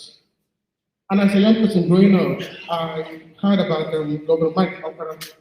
When it was time to bury him, he had no house. We had to build a house for him. I am asking, we know what we are facing in the country now. People get involved in politics because of the promise of wealth. I am asking, how can we return back to the era where we have leaders, selfless leaders, who are not interested in what they're going to gain from serving their people? How can we? What do we need to do?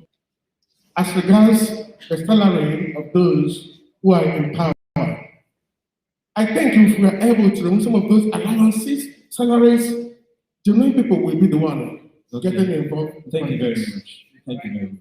Yes.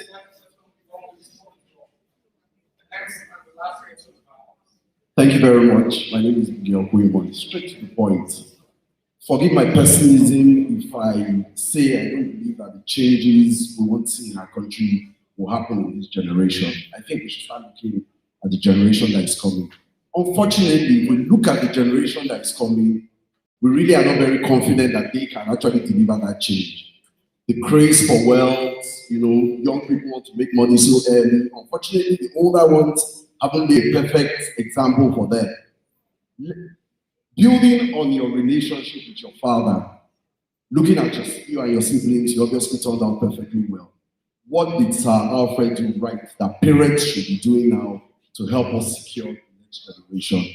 We have situations today where children come home with cars, come home with wealth, and parents don't question. They rather thank God that the blessing has come. What did Sir Alfred do right in helping ensure that you guys turned out well?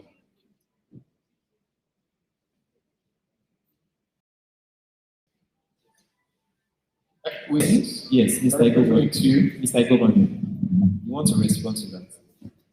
Right. There were a number of questions. There were a number of questions that were rolled into one. So I will just try and answer it generally. That I think it was Miles Monroe who said that without leadership, you can't have change. Without leadership, you can't develop. Without leadership, you cannot improve. Without leadership, you cannot succeed. So everything that we talked about here boils down to true leadership. And so let me take my relationship with my father. The last question was, what did he do right? When I talk to my siblings and my mom and we have a good laugh about my dad, one of the things that all of us came to recognize was his word, was his bond. He never came home and said something different from what he said outside. It never happened. What he felt and what he thought about whoever he thought about the person, he must have told the person before coming home. And there was no discussion outside that discourse that Sir Alfred would have had outside. So, because we trusted him, and therefore, whatever he asked us to do, we had to do. It wasn't easy at first. We lived almost like in a military regime.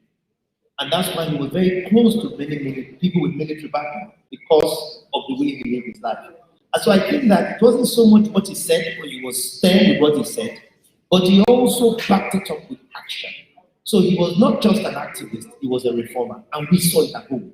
I think that is what perhaps evolved the type of people that all his children are. Thank you very much. Okay. Final word from me. I would like to just say some of the things that Professor Patutomi mentioned to me years back of a regret that he had as a parting shot to everything that we have heard today.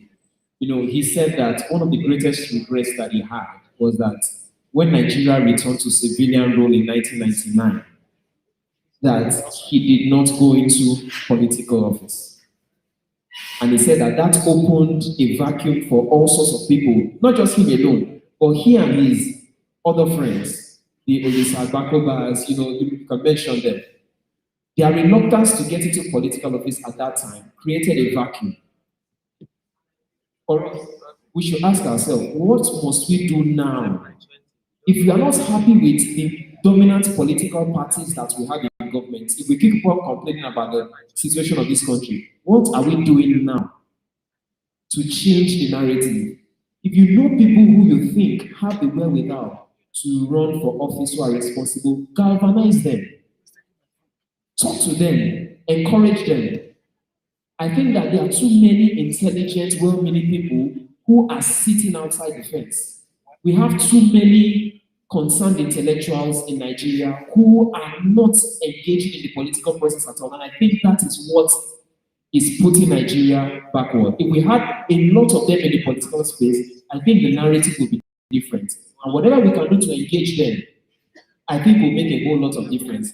And that's what we should do. On the other hand, I myself personally tell myself that, Komi, what are you going to do to be more of an active reformer than an activist? And one of the little things I do is that I cut the number of social engagements I attend. I say, okay, rather than go for this birthday party, buy a new pair of suits to go for this event, I will cut down on it and use the money to sponsor who cannot go to school. That's my own little way of trying to advance my country. Yes, that's my own little way. So, what can you do? What can you do if some of these, I mean, there are people that they come to me from, and when you look at the amount of business they soak it, they will start their business, they'll have enough capital. So, you should begin to reprioritize. What can I do on my own? What are the little things I can do to push forward? And no step is too small. We're going to give green cards to each person where you can write down things that you can do to be a reformer and not just an activist. And I want us to take it serious. Let us not plagiarize on it and look at it as a true matter. Because if you love Nigeria, you treat that green card as seriously as you would treat a green card. And that's my parting shot to us. May God help us all in Jesus' name. Thank you very much. That resourceful, intelligent, and articulate. Hands together for the panelists. They are done very well. We have more questions coming in. Many of you are written. We are going to submit the questions to organizers to look at and respond to the question. For those of you online with us, we appreciate so much. You are very important. We are taking notice of your comments and we are responding to them as well. For now, you have 3 green cards with you, with the questionnaire concerning the estate. These 3 green cards you will fill. One is your personal copy to look beneath the card. One is personal to you, then you submit the 2 others to the front desk. Thank you very much. This officially brings to this session. The panelists as we invite. Yes, for the panelists, as please invite one of the sons of Alfred Eghobamien, Senior Advocate of Nigeria. He's brought up the children very well. They are all doing very well. You have a senior advocate you have a man of God, a pastor, and we have coming on the microphone, a businessman, entrepreneur, and of course, a great philanthropist. Make welcome Edosa Eghobamien to do the Sir Alfred Eghobamien's leadership series, The Future. Where are we going from here? Hear from him, please.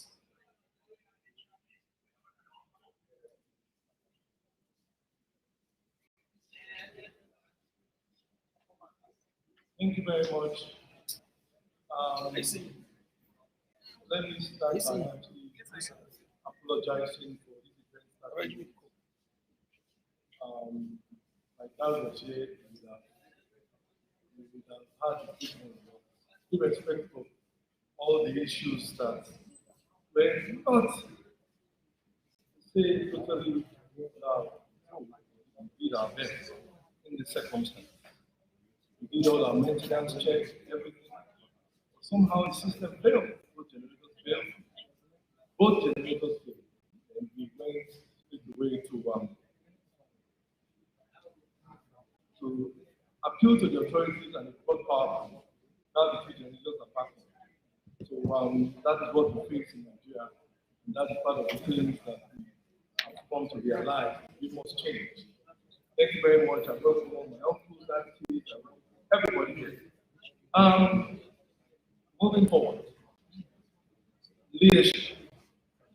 For us, leadership is not just about holding political office or being appointed. Or leadership goes beyond that. It actually resonates with the woman who actually sells her car, that corner street. It resonates with that class teacher who teaches the primary school or the kindergarten. It resonates with that, policeman who is so passionate about his job, investing exactly dressed well and controlling traffic, ensuring that traffic flows. So it's beyond just the high and mighty. Moving forward, we have an action plan. We'll be talking about this card. There's this card here. Please, if you have your card, can you just signify? If you don't have it, just let us know that you have this card. It's important. If I want to speak on the card, speak to the card. If we got an alert to say we got a fed for younger ones, we just got the American green card. I'm sure you will send the messages to your WhatsApp, to your Facebook, celebrating it. Why? Because the American system, the American government, the American people understand that the country and the nation listens. But we also forget that this country and nation is actually not the edifice, not the beautiful bridges, not the beautiful landscape, but it is in the people and what they believe. First and foremost, believe in themselves and believe in others. Of course, you have God Almighty, especially those of us who are in this part of the hemisphere. For this card, look inwards. I urge all of you. I look inwards every day. I'm not perfect, especially in this very challenging time. This period is the time where things have changed. Things have actually gone 360 degrees. It's moving backwards. We have to move forward. All the indications mean that what this card is a reminder, it's a clearing call to say, for me, those are what are those things that beyond and above all the challenges, what have I decided to do different? If you have a wall, a project wall in your house or office, just stick it there. What will I do better this time next year? What becomes alive?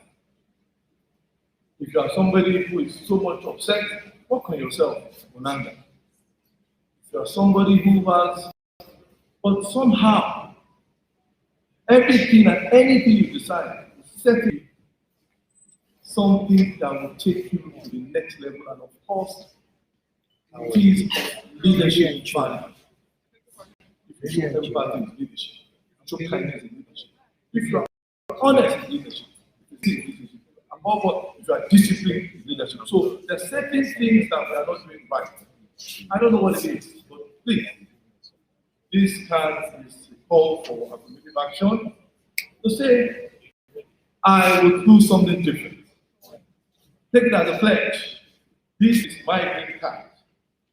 And, by next year, when we gather and say, yes, but that day, I chose to do something different. I chose to reach out. And there are certain decisions I've taken in the last 1 year, but it's been extremely tough for businesses. Extremely, extremely tough. But I have to reinvent myself every time. You have to look inward. So I urge you to please not just come here and let it not be another talk show.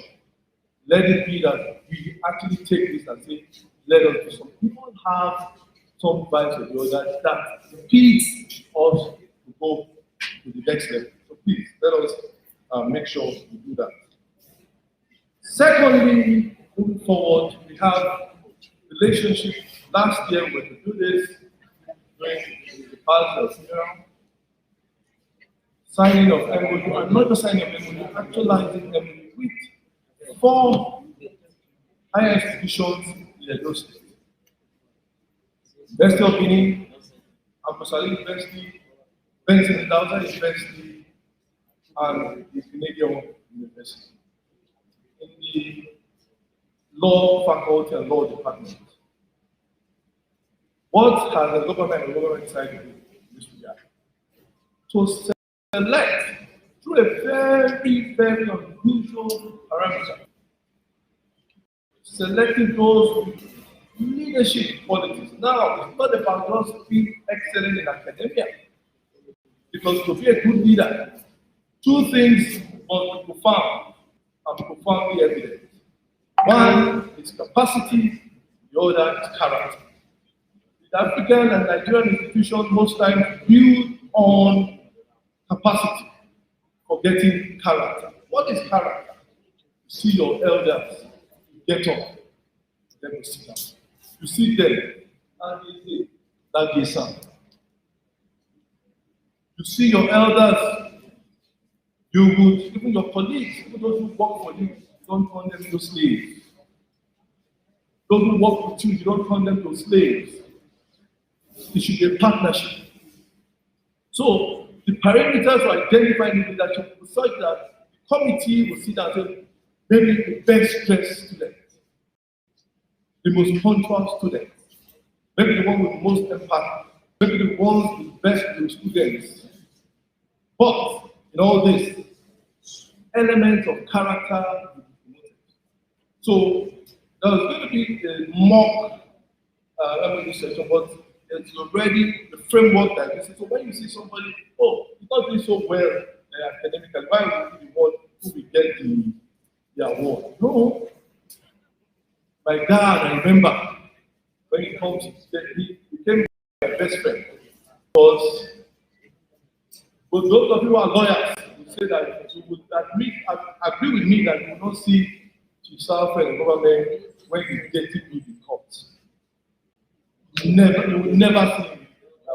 He will tell me, if you mention the lawyer's name, I cannot do that there for fear of conscience. Let me not go to jail. He will mention, he said, the man was looking so dirty. I had to tell him. From those, you know what I said in court today? I start laughing. How can you tell the bar that? He said, yes. I was called to the bar by Lord Denny. That's what he said. I'm sure those of you there that I'm sure you have heard that a couple of times. And he did not even care. I tells you, he will tell you the way it is. So you must celebrate, you take time to promote themselves, to present themselves properly. So there will be parameters for all this. The third, which is very, very interesting. I was speaking to a meeting 2 weeks ago, 2-3 weeks ago with President Jonathan, telling him what we are trying to achieve. very excited about it, extremely excited about it, and give all the blessings. Of course, people understand that the Mali crisis has taken over. In fact, we see him as the beacon of hope and peace in the region. And for that reason, it's up and down and up and down in the last 2 weeks. So, this facility, a Central Hotel Federation Signature, will be holding the annual event, the Eghobamien Leadership Series, once a year. But once a year is not enough. So, with that, we have set out a MENA Center for Leadership Excellence that will be launched every 4 months. That will engage us, and will engage us interactive sessions. It may not be as elaborate as this, but we want to start doing something rather than just talk. In the West,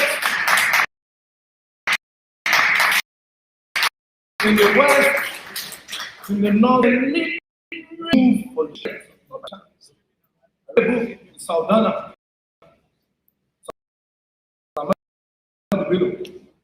The book is this, actually given to me by late General John. And that book, in it, I saw a photograph. I was amazed. Khan was there. Adwa was there. Atiku was there. A little boy. A lot of people come to leadership with that photograph. This was about 37. Leadership is there. We should stop playing color. So we'll be doing that, and 4 months for your emails are over here. We'll contact you, especially those who have time and energy, not just talk, to start valuing and recognizing individual strengths. But we want to say that we cannot do it on our own. We need the blessings and prayers of everyone here, and far beyond.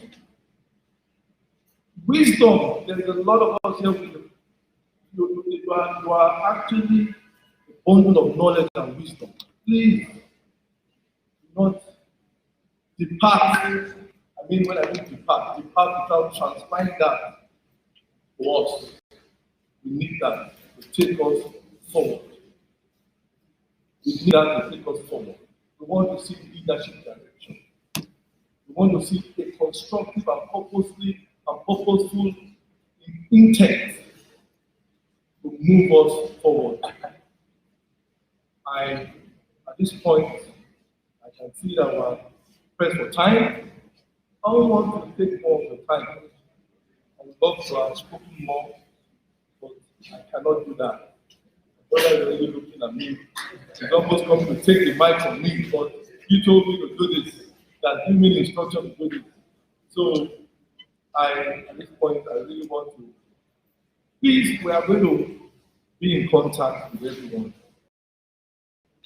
Do not make a we'll send exactly 4 months from now. We'll be back there for the leadership talk. Not so much to elaborate, but the series and actually, by the grace of God, God's praying on all of us will be back here again next year. So, ladies and gentlemen, uncles and gentlemen, I say thank you so much, and I hope you keep this. Please don't forget to bring plan. Thank you very much, Sleepiness Temporary. Wow, a book. That's a great quality. Please, we want to appeal that the second session is very important and very topical. The topic for the second session, the theme, this house is not for sale. How many of us have heard that all over? It's all over. It's going to be very exciting. We have jurists, experts, discussants who will engage this topic. So please, first session. For now, may I call Tolu Aderemi Esquire to please do the vote of thanks. and a few other things, the MOU and the addendum that we follow. Tolu Aderemi Esquire, the events Mugu. Put your hands together for him, please.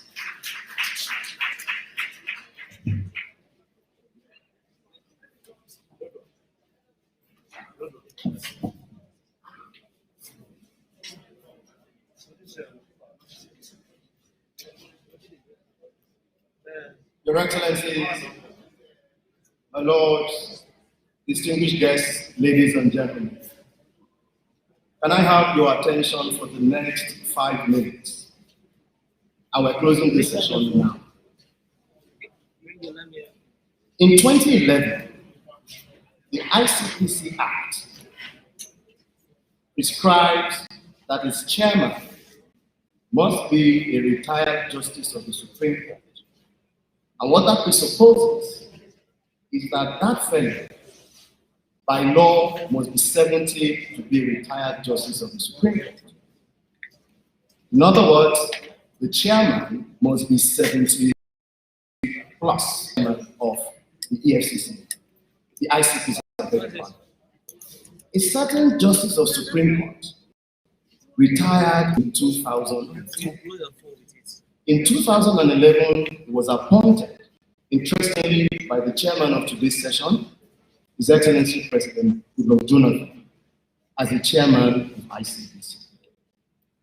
And upon his appointment, and before confirmation at the Senate, this Justice of Supreme Court announced that he was not going to earn a salary from the ICPC. Reason being that he was a member of NDC and he was still earning his pension. What did he need that salary for? That was his only offense. As a public officer, he lost the right to sit as the chairman of ICPC. That man is late today.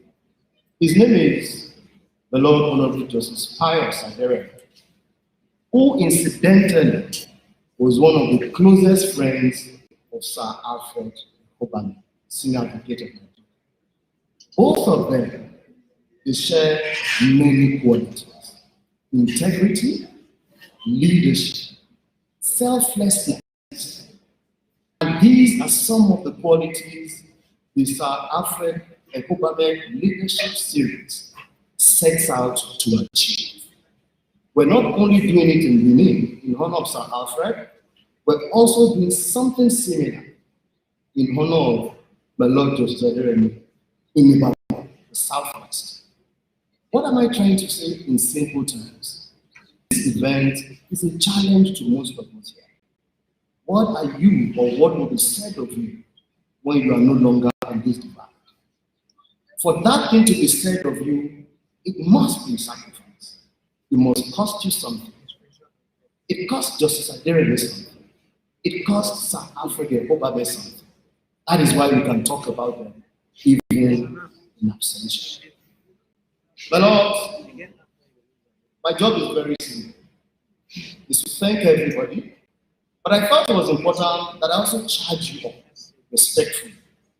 That in leaving this place after the second session, I need us to be thinking about what is going to be said when we are no more. And as Mr. Dosa said, this is not going to be a talk shop at all. I want you to also take yours. It doesn't not necessarily be a leadership series, but you're doing something that impacts the society. So this afternoon, like you said earlier, we have decided to partner with 4 universities. The University of Benin, the Eghobamien University of Okada, the Benson Idahosa University, and the Ambrose Ali University. And what are we looking for? We want to give out scholarships. To indigents, please can we give the family a round of applause? And so these scholarships will be to indigent, but extremely brilliant students who have also shown very good leadership qualities. My Lord, distinguished guests, ladies and gentlemen, please welcome with me to the signing table, represented by the Eghobamien family, Is the senior advocate of Nigeria, Osaro Eghobamien, SCN. Can you please move to the signing table? To support him is his brother, Eghobamien, who has often been referred to as a pastor, but he's also a businessman. Can we please give him a round of applause? I did say earlier we're partnering with 4 universities, but as a pilot, the signing ceremony will be between the Sir Alfred Eghobamien Leadership Series, as well as one of those 4 universities, the Oba Erediowa College of Law, Eghobamien University. Can the representative of that institution please proceed to the signing table for the signing ceremony?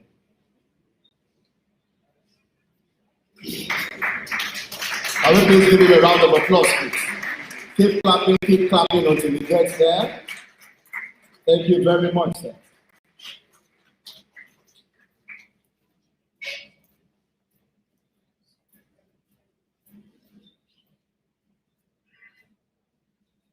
Thank you very much. Can we please take our seats? I have Professor Izebua representing the Eghobamien University. I'm also told that the Benson Idahosa University is also here with us, represented by Dr. Daudu. If Dr. Daudu is here, can you please make him welcome as he proceeds to the signing table?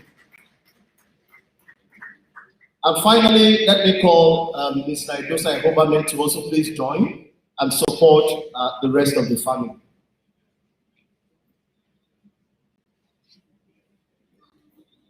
Thank you very much. Can the photographers please proceed? And I'd like the SCI to please sit and join them for that ceremony.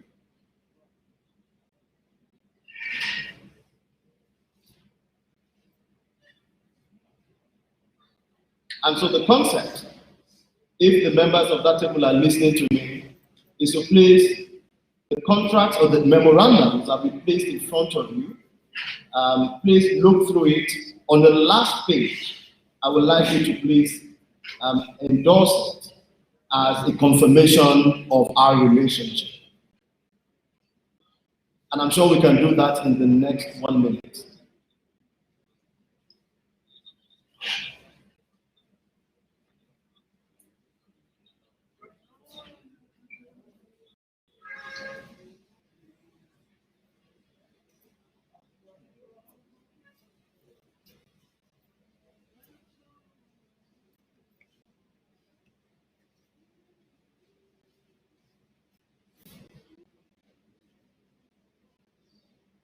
Am I correct to assume that that process is completed?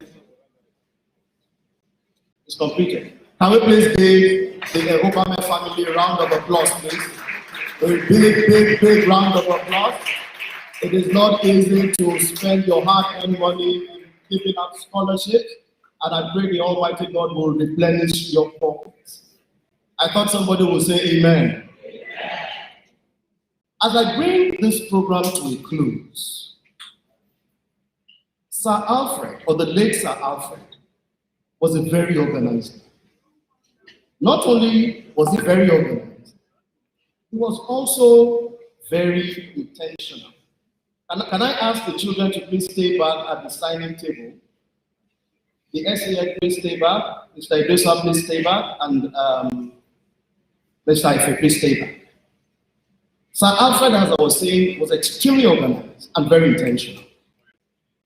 And this is to further underscore that this passage incidentally also coincided with the birthday of one of his children, Eghobamien, who turns 50 today.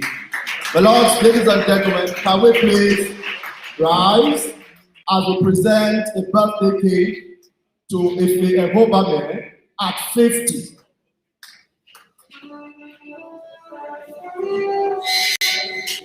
Happy birthday to you. Happy birthday, happy birthday, happy birthday. birthday to you. May the good Lord bless you. May the good Lord bless you.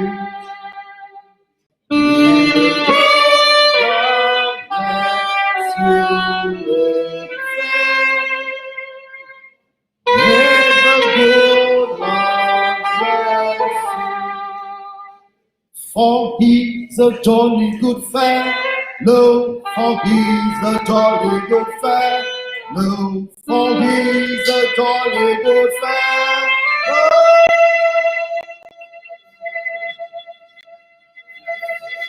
And so say all of us, and so say all of us, and so say all of us. For he's a jolly good fellow, for he's a jolly good fellow, for he's a jolly good fellow. And so say all of us. Hip, hip, hip. Hip, hip, hip. Hip, hip, hip. We will now cut the cake. I would respectfully, even though I have not informed her, respectfully invite our dear mommy, Mrs. Obaseki, to please do us the honors of coordinating the cutting of the cake. Man, can we please give mommy a round of applause, please? Thank you very much.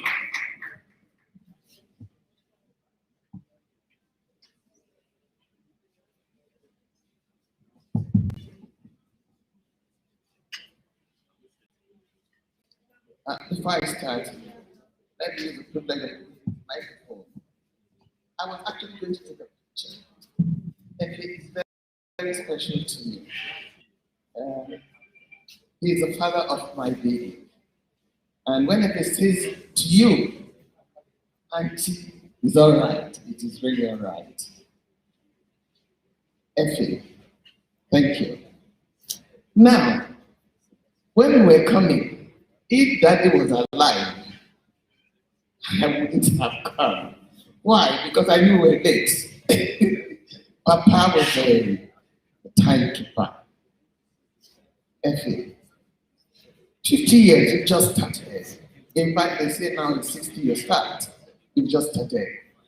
May your years, your days be long and sweet. Your better years are well ahead of you. You've sown so much into the younger generation.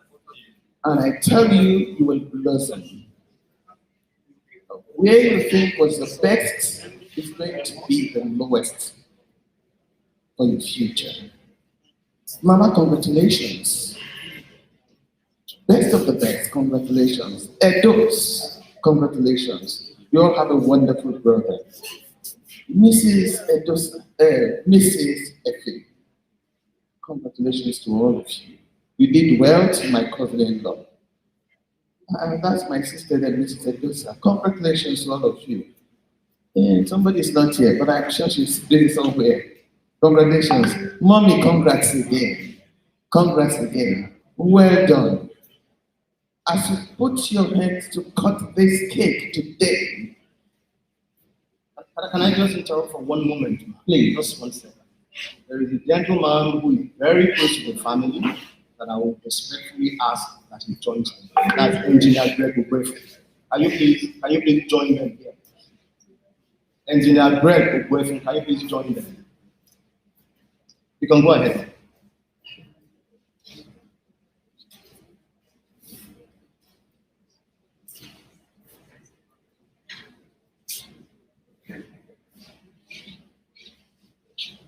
Papa has gone, but he handed over to somebody who is equally tough.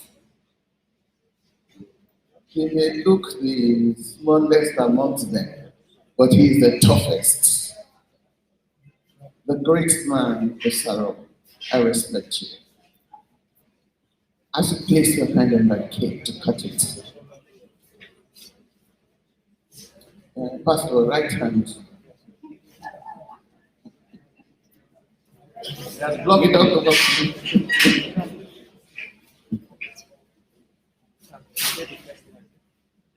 And what God has done together must. Whatever has ever been a challenge to you in life, today you cut it down forever and ever. You walk into your glorious destiny with your hands inside the hands of God. Once your hands in the hands of God, you have no problems. Everything will be made easy for you in life. God be with you, just as we celebrate you today. We'll always celebrate you. Congratulations. I'm going to spell the name of he that you carry so mighty, because if he's the one that takes my baby, he's an economist, takes him to church. And when I say, let's go to our church, he said, no, I'm going to Uncle Efe's church. So I do this with all my heart, very passionate.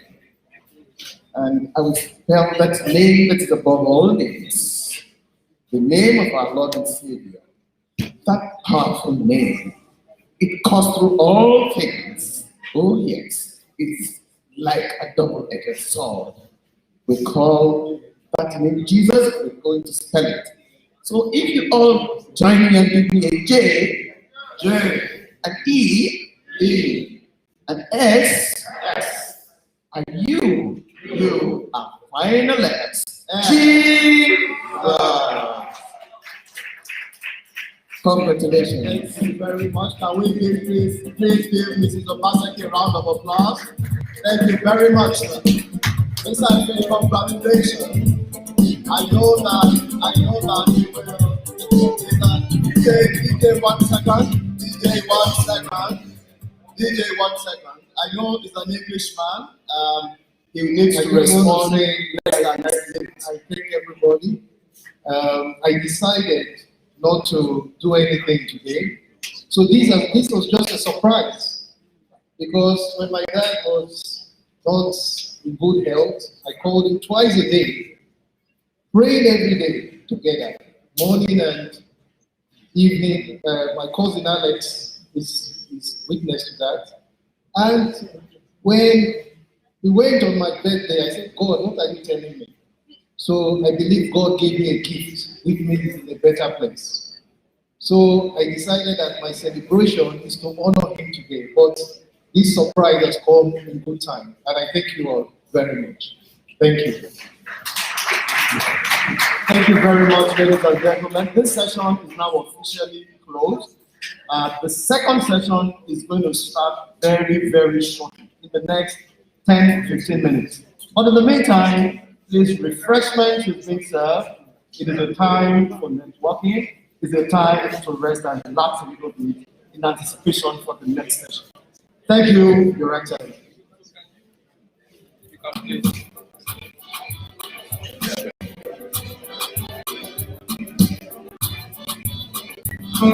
Okay, the second session, please play it down a little bit. The second session will start in about 15 minutes. And we have lunch break ready for us. Please, those in charge of the lunch, the packs, should serve now, please. Please be seated where you are. You are going to be served where you are. So please be seated. And of course, there is a discount going on here at the Central Hotel. You can have a little time, go around and look. There is a discount running now, and it will run for some time. But then the running is limited. The Central Hotel is doing a discount. It's running now. The Central Hotel where we are now. The discount is running, but it will run for some time. Please be seated, you will be served. The second session will start in about 15 minutes. God bless you. The music can...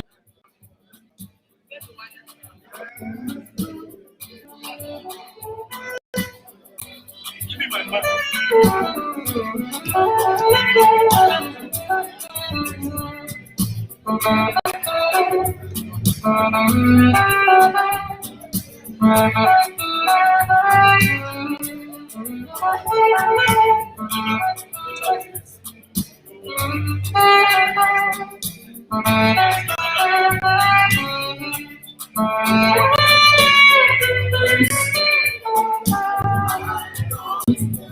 Please be seated so you can be served. Please be seated so you can be served, please. And those serving, please, can we go around quickly? Those serving the meal, please be seated where you are so you can be served. God bless you.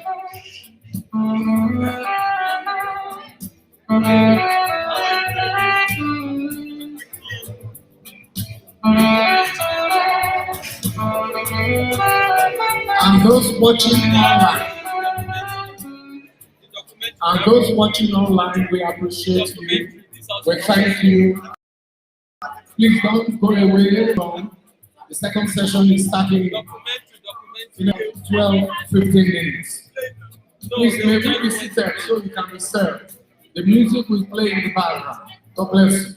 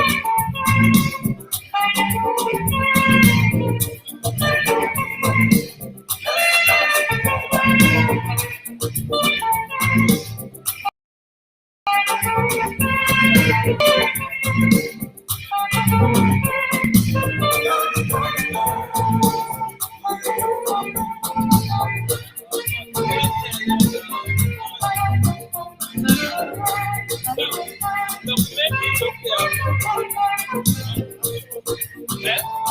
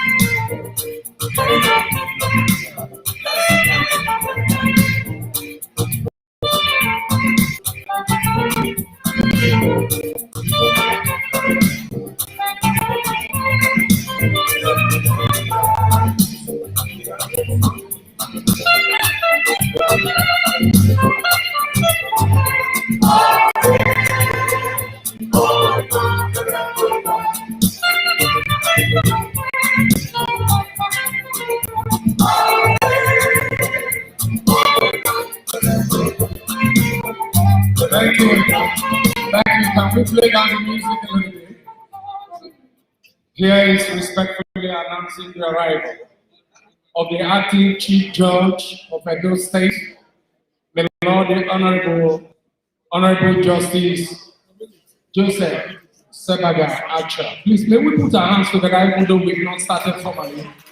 We congratulate you, sir, and we welcome you. The second session will start 2 dots.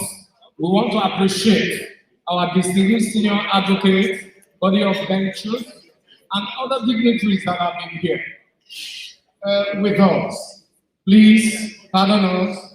Our inadequacies can only be corrected by your presence. And so we thank you for your patience, for your role. On 2 dots, we will start. And there is enough for everybody. The music we play, we come over. Exactly 2 o'clock, about 9 or 10 minutes about from now, we start the session. Thank you very much. God bless you. The music we play. Stop you.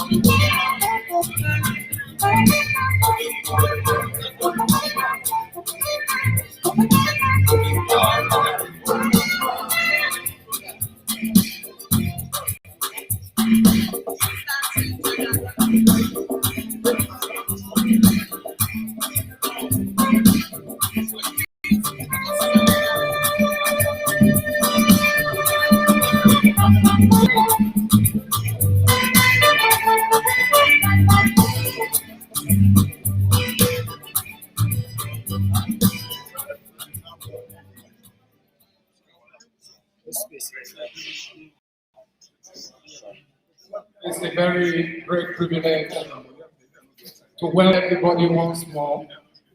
Please may we humbly ask that the people on this flank move a little bit closer to this center. May we humbly ask that the people over there, towards my right, you move a bit towards the center. So the people behind, on the other flank, move a little bit to the middle, so we can form a common house. The second session is starting now. Bow the Alfred, the Eghobamien Leadership Series. We thank God for the first session. The acting Chief Judge, Edo State, may Lord the Honorable Justice J.I. Archer,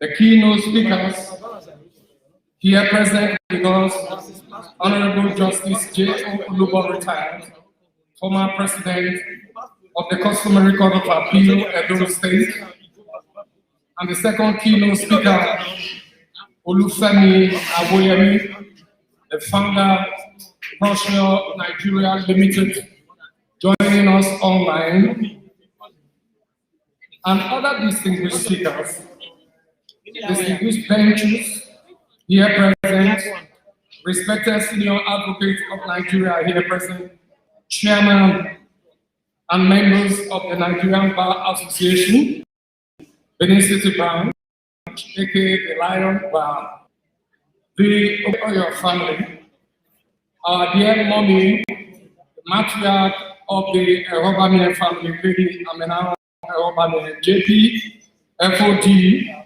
Ni Oro, members of the fourth realm, the press, and our esteemed viewers and those who are responding online.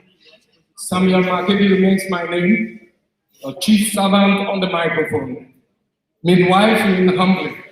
The second session that is starting right away. And the second session, this house is not for sale. The deprecating effect of that inscription. Of course, we have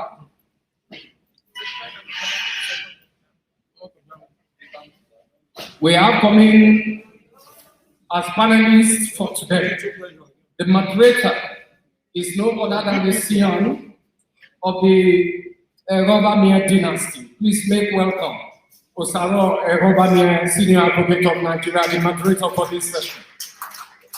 May we humbly, equally with a resounding round of applause, make welcome the first keynote speaker today, Honorable Justice J. Olubo, retired, but not tired, the former president of the Customary Court of Appeal, Edo State, to the high table, to the podium.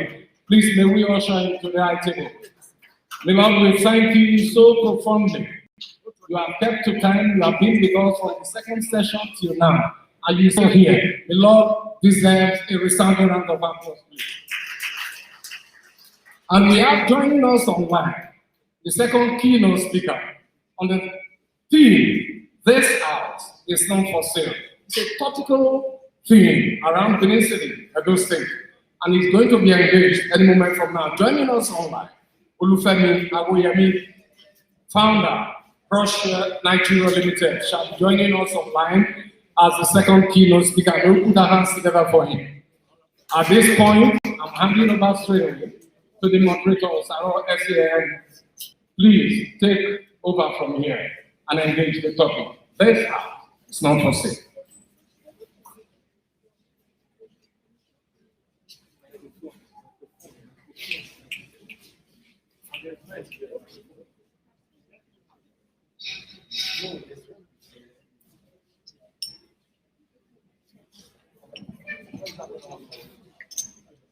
My lords, ladies and gentlemen, I have my strong views about this subject, so I would rather not impose my views by speaking any more than is necessary. Moderators, I will keep it even as much as I can. I want to give perspective on this subject. Yes, sir.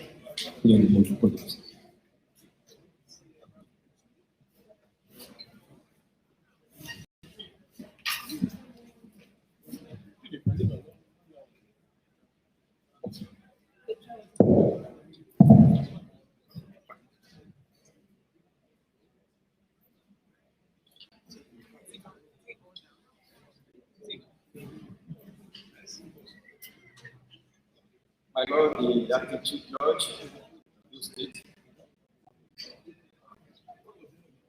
my Honorable Justice Eghobamien, I can see Justice Corey Mebo, Dr. Jackson Dow's capacity at his house. Please permit me to stand by the state. I want to start by thanking God for the privilege of participating in this maiden symposium to mark the very first anniversary of the passing of Sir Alfred Eghobamien, SAN. I want to commend the family for being able to organize this event, which has attracted very prominent persons from various sectors of our society. To have my congratulations. A lot has been said about Sir Alfred since his demise. There may be no need for me to go through all what others have said. But on a personal note, I don't need to mention that Sir Alfred had major attributes. He was extremely diligent. He had good knowledge of the law. He was bold. He was very courageous. I knew this because he had good appeal before me when I was on the bench. With all modesty, I wish to state that my court used to sit on the dot of 9 o'clock. And Eghobamien, whenever he had cause to appear, you would find that He was already seated even before the court started sitting. And he would not hesitate to also comment any court that sits in time. He did that to us several times. Sir Alfred was a dogged fighter. I want to give you an occasion for you to know the type of person Eghobamien was.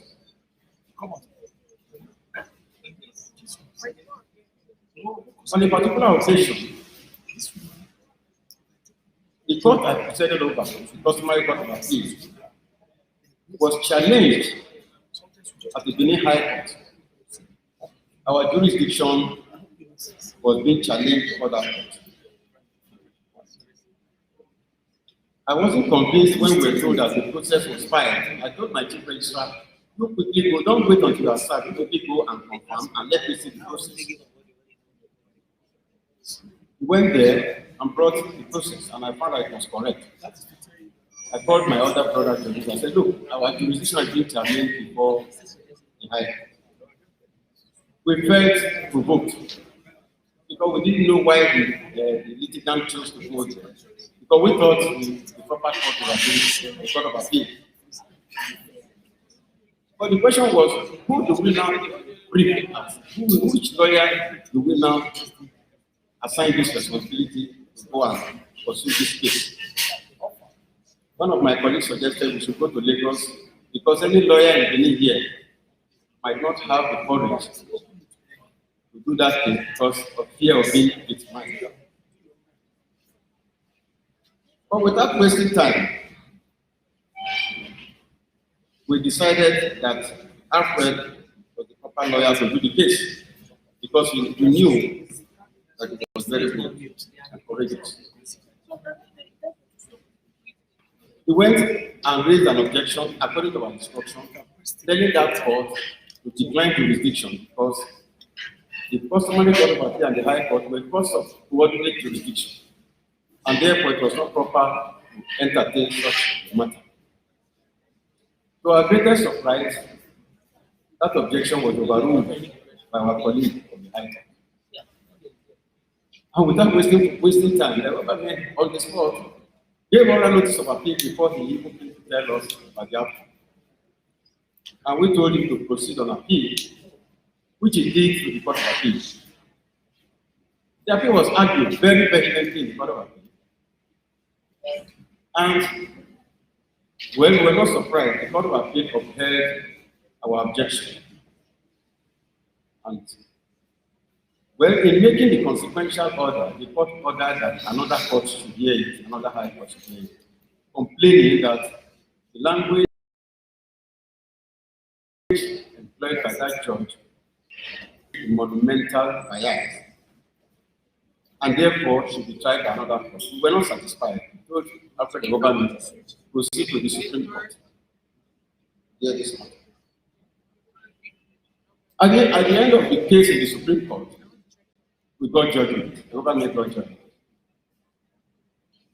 And what did the Supreme Court say? The Supreme Court descended heavily on the High Court judge who wanted to assume jurisdiction, and came very emphatically to say that the two courts were courts of coordinate jurisdiction, and therefore it was wrong of our colleague in the High Court to want to assume jurisdiction.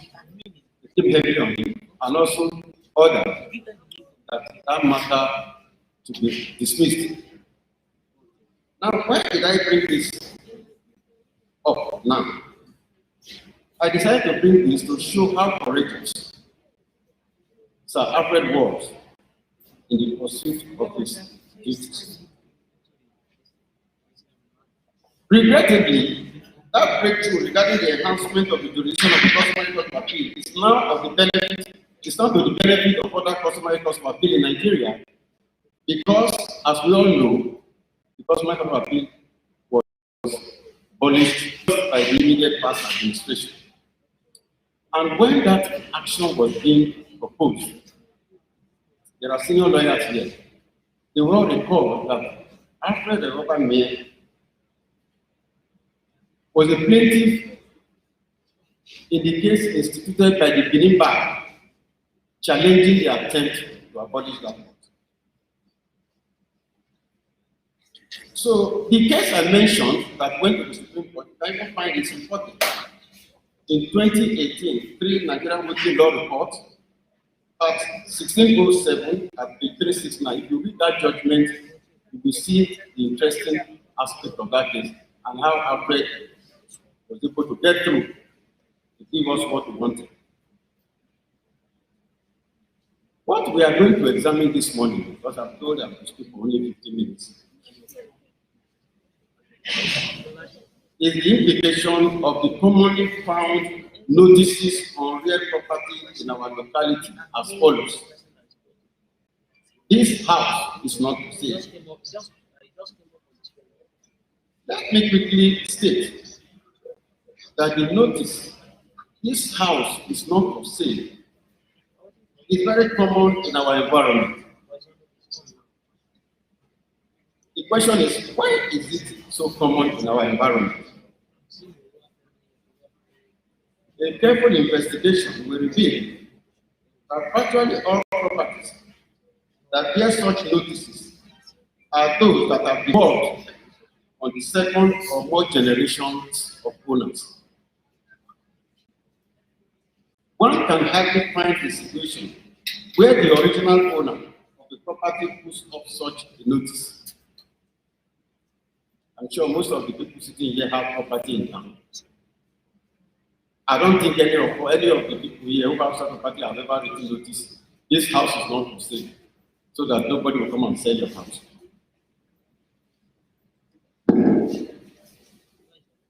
Like I stated, this issue of inheritance is a very big issue in our area here in Benin.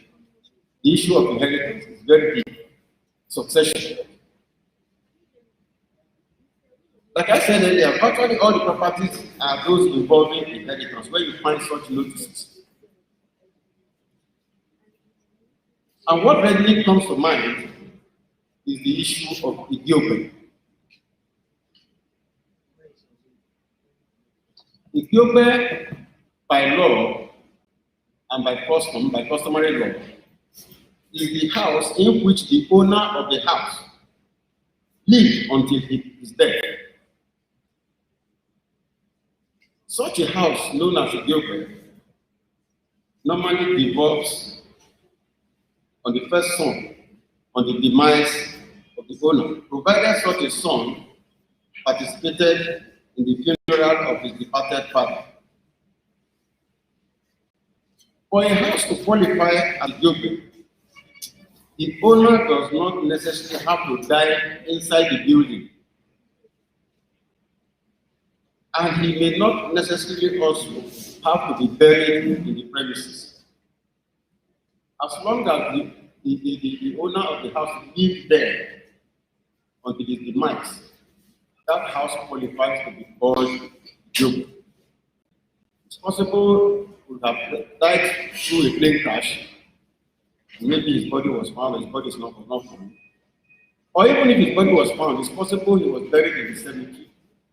He died in hospital. But as long as he lived in that very house when he died, that house qualifies to be called Eghobamien.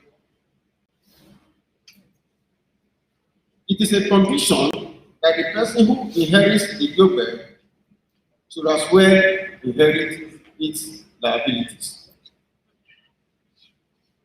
It's not just the positive you take, you also take the negative. All these and other conditions or circumstances create situations that at times give rise to challenges by other members of the family who may want to undermine the rights of the first son. Some may say, oh, when the father was being buried, he brought only 50,000 naira. I contributed 5.5 million. The other man who came from America contributed so amount. The first son got only 50,000. Why should he qualify to inherit the house? These are all the things that create challenges. And all these challenges tend to threaten the right of the first son, usually. Time will fail me if I attempt to dwell on all the circumstances in this speech. But suffice to say that out of desperation, the threatened parties resort to the fact that this house is not for sale. Gentlemen, ladies, most of us here have traveled out. I'm sure you have not seen any such notice in America, or even in the United Kingdom, or in Italy. This house is not for sale. What I have found myself in my various trips to different countries is the notice for sale rather than this house is not for sale. So people dispose of their property at will there. And what they do is just to put that sign for sale, and then you find the contact phone number displayed on such notices.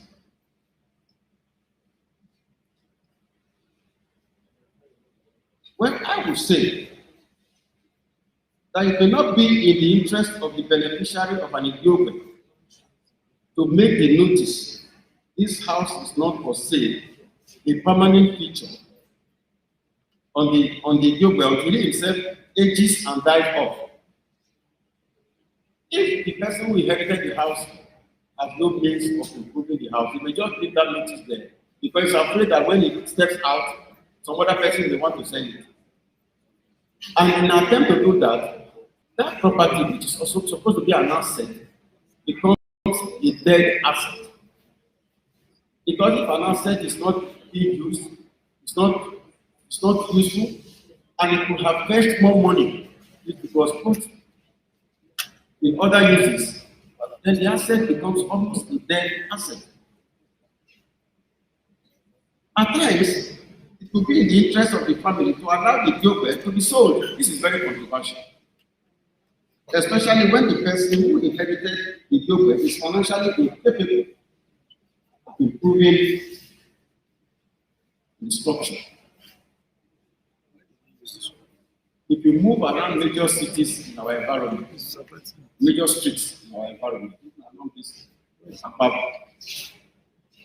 or even important roads like Mission Road, you may find some mud houses sandwiched between very big houses, very prominent houses. You find mud houses sandwiched. And some of those houses are going into ruins. They'll be going into ruins. Because of paucity of funds to maintain the building. And if the person doesn't have the financial muscle, we don't leave that house like that.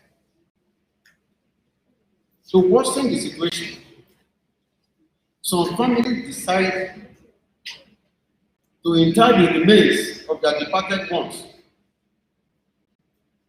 the original owner, within the premises, in order to preserve or dissuade anybody from transferring the ownership of such a house. You lose your father out, let us bury him inside the house so that that house will not be sold. You inter him in the compound. And if it is necessary now to transfer the property, you find that whoever wants to purchase the property and he finds a grave on the premises, I'm sure if you are a purchaser, you will be persuaded. That to a large extent makes that property a dead asset. Killing the property, killing the value. Has serious developmental consequences. And these are areas that bother some investors. It's one of the reasons we will find some, like I said, some houses poorly maintained along our major roads, which are supposed to be highly commercialized. A mud house, for example, on Mission Road or Akapaba, in Benin City, for example, can hardly bring any useful financial returns to the owner. If, for example, the house is sold to a bank, and the money realized is capable of giving the seller a modern building in a residential part of the town, In addition to the excesses or excess money the make the get from the original from the sale, and then use that excess money to enhance his own living standard. I don't know how we can react to that type of suggestion, whether it is reasonable. I'm sure a lot of people would like to speak on this. This speech on inheritance under customary law is a very big issue in our area here. This opinion of mine will not be too easy for some of my people to accept. It is my hope that as the years roll by, we will gradually begin to shift from our present position of holding on to a property as a global, maybe 30, 40, 50 years, the building is there, you can't improve on it, you can't sell, it's there.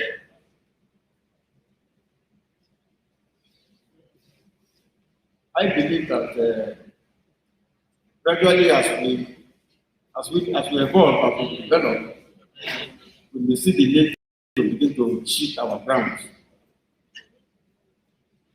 Distinguished ladies and gentlemen, those who knew Sir Alfred, Eghobamien, now of blessed memory, will easily attest to the fact that he lived a full, rewarding, and successful life. He lived up to 85. We know his gender have been introduced to us, one even celebrated, very prominent senior advocate, business, entrepreneur, renowned pastor, and so forth. So he left an enviable. I congratulate you all for the enviable legacies that your father left behind.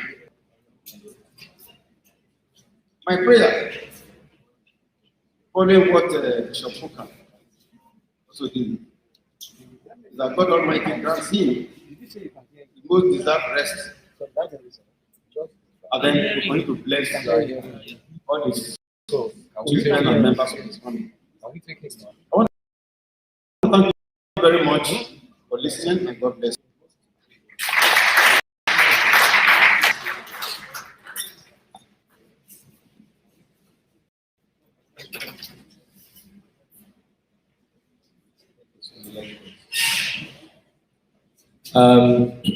Whilst the acoustics is being worked on, I will proceed to have the rare privilege of interrogating my Lord further. Before Awayme is going to be speaking for about 20 minutes as well. 20 minutes. I thank you, my Lord, and I thank you for your very kind words about my brothers and I. The kind of father we had, we were talking about it the other day. As we speak today, we don't know what assets he has because we've not taken time to even look at the drawer. But what we have done is to take up liabilities, especially with school fees and keeping family. And we've come to respect him even more because of the kind of liabilities that he was carrying, just assisting people, both family members and non-family members. So we have decided that we would try as much as possible to educate everybody that he was educating. So we are grateful to him. Now come to the guilt issue. Not so much for the assets he left for us. If there is any, we will look. But we are grateful to him for what he left in us, because all of us express a certain type of disposition. So it is not coincidental that is what he left in us that is more important than what he left for us. Now, I'm speaking from a position of some strength because I'm the first son. But in Benin, my father told me something. That if you can build a home, in other words, if you're not in a rented accommodation, it's very much likely that when you pass on, somebody will come and say, "Is your first son." But he said he'd not seen yet somebody who was in a rented house, who was impecunious or bankruptcy, facing a bankruptcy suit, who anybody came to ask or request that he be the first son of that person. He said he's yet to see a tenanted person who had people having a quarrel over whether or not they could take over a tenanted property where this now deceased person could not pay. So what it means is that having a property, a dwelling home in Benin, just almost immediately exposes some sort of contest. So it is the assets that is the problem, not the liabilities. My Lord, my question is this. Is this issue, this problem with the Eghobamien, where the house is no longer for sale because usually there's inheritance disputes, is there a way in which we can resolve the problem? Is it as a result of a lack of clarity? And let me explain further. The primogeniture rule in the past used to be you're compelled to take assets and liabilities. And I tell you, if most first sons were required to take the liabilities, they would probably not take it on. Because most of them, their fathers were very industrious. So, is there a lack of clarity while the courts creating further problems without stating what the position is with clarity, such that people are constantly contesting these issues in court or contesting it informally, knowing fully well that that contest will depreciate that property until there's a settlement? What is the genesis of the problem in your view, sir?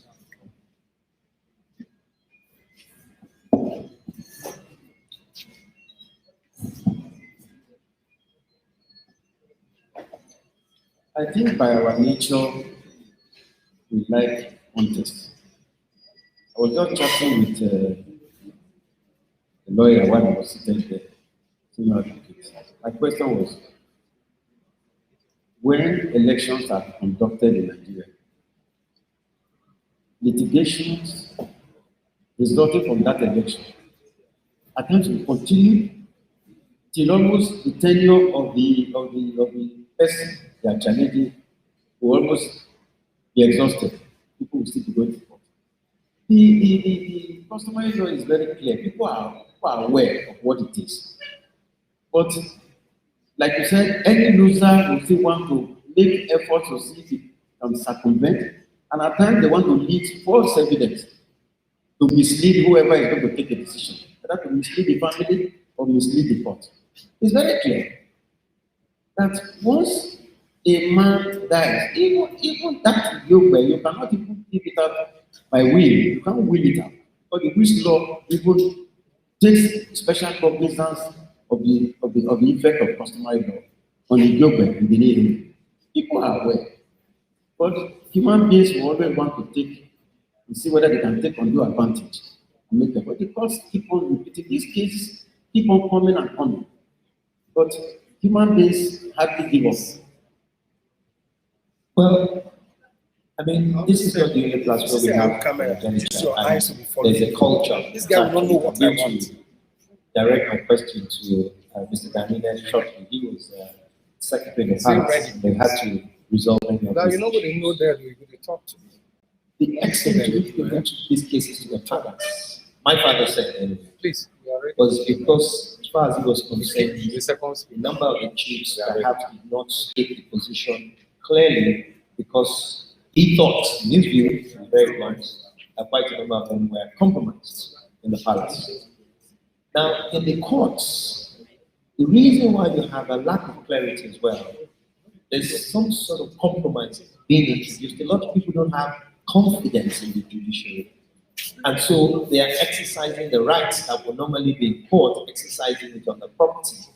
By just saying this house is not for sale, knowing that automatically that's an informal caution. So, sir, I will put this question to you, sir. The courts, a lot of people don't have trust in the system today. The palace is also receiving these cases in a number. You and I have discussed this in the past. Is it as a result of lack of clarity? or is it as a result of those chiefs who are particularly relevant to this area not stating the position correctly? There are compromises. Yes, you can go to the podium, please. Yes. Yes, you can go to the podium. And I would like you to stay in the podium for a while before we.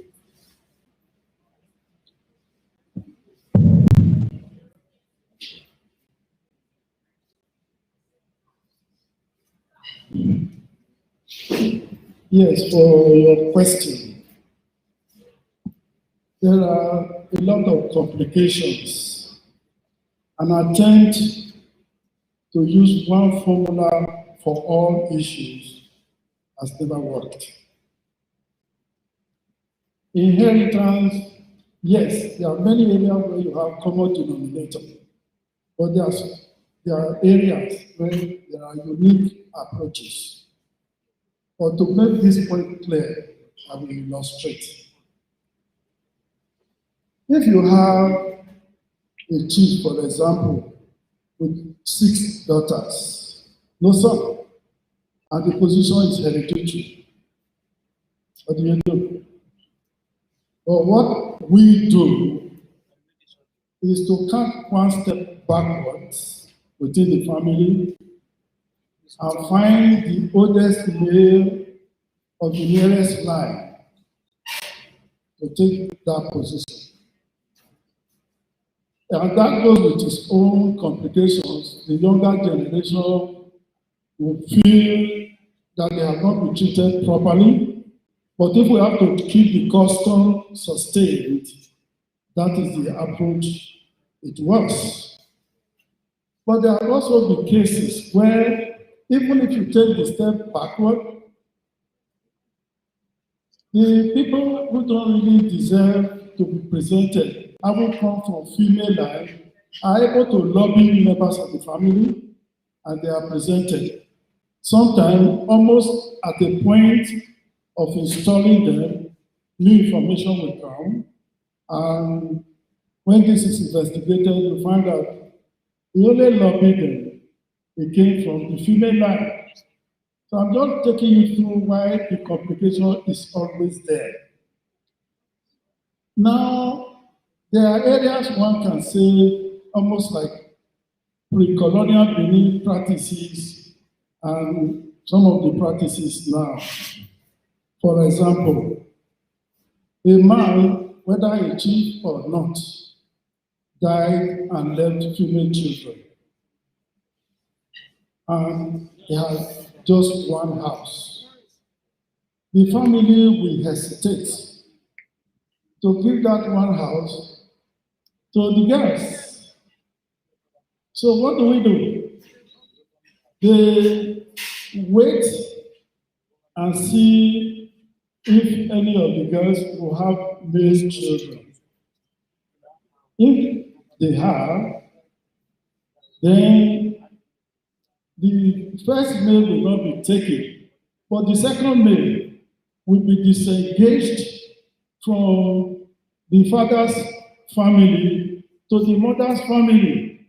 Put differently, this money's allocation will be now the type that the mother family greets and not what the father greets. He's fully disengaged.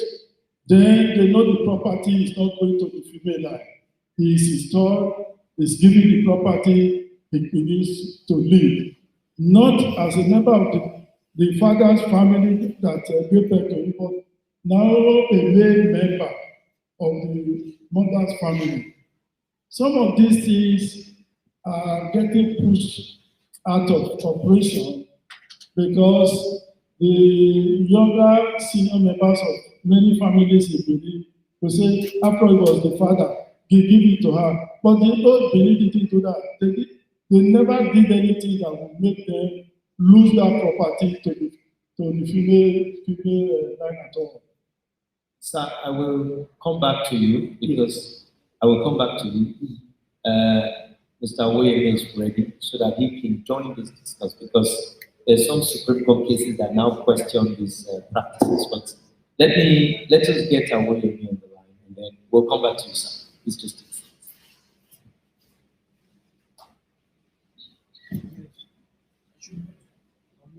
Yes, please.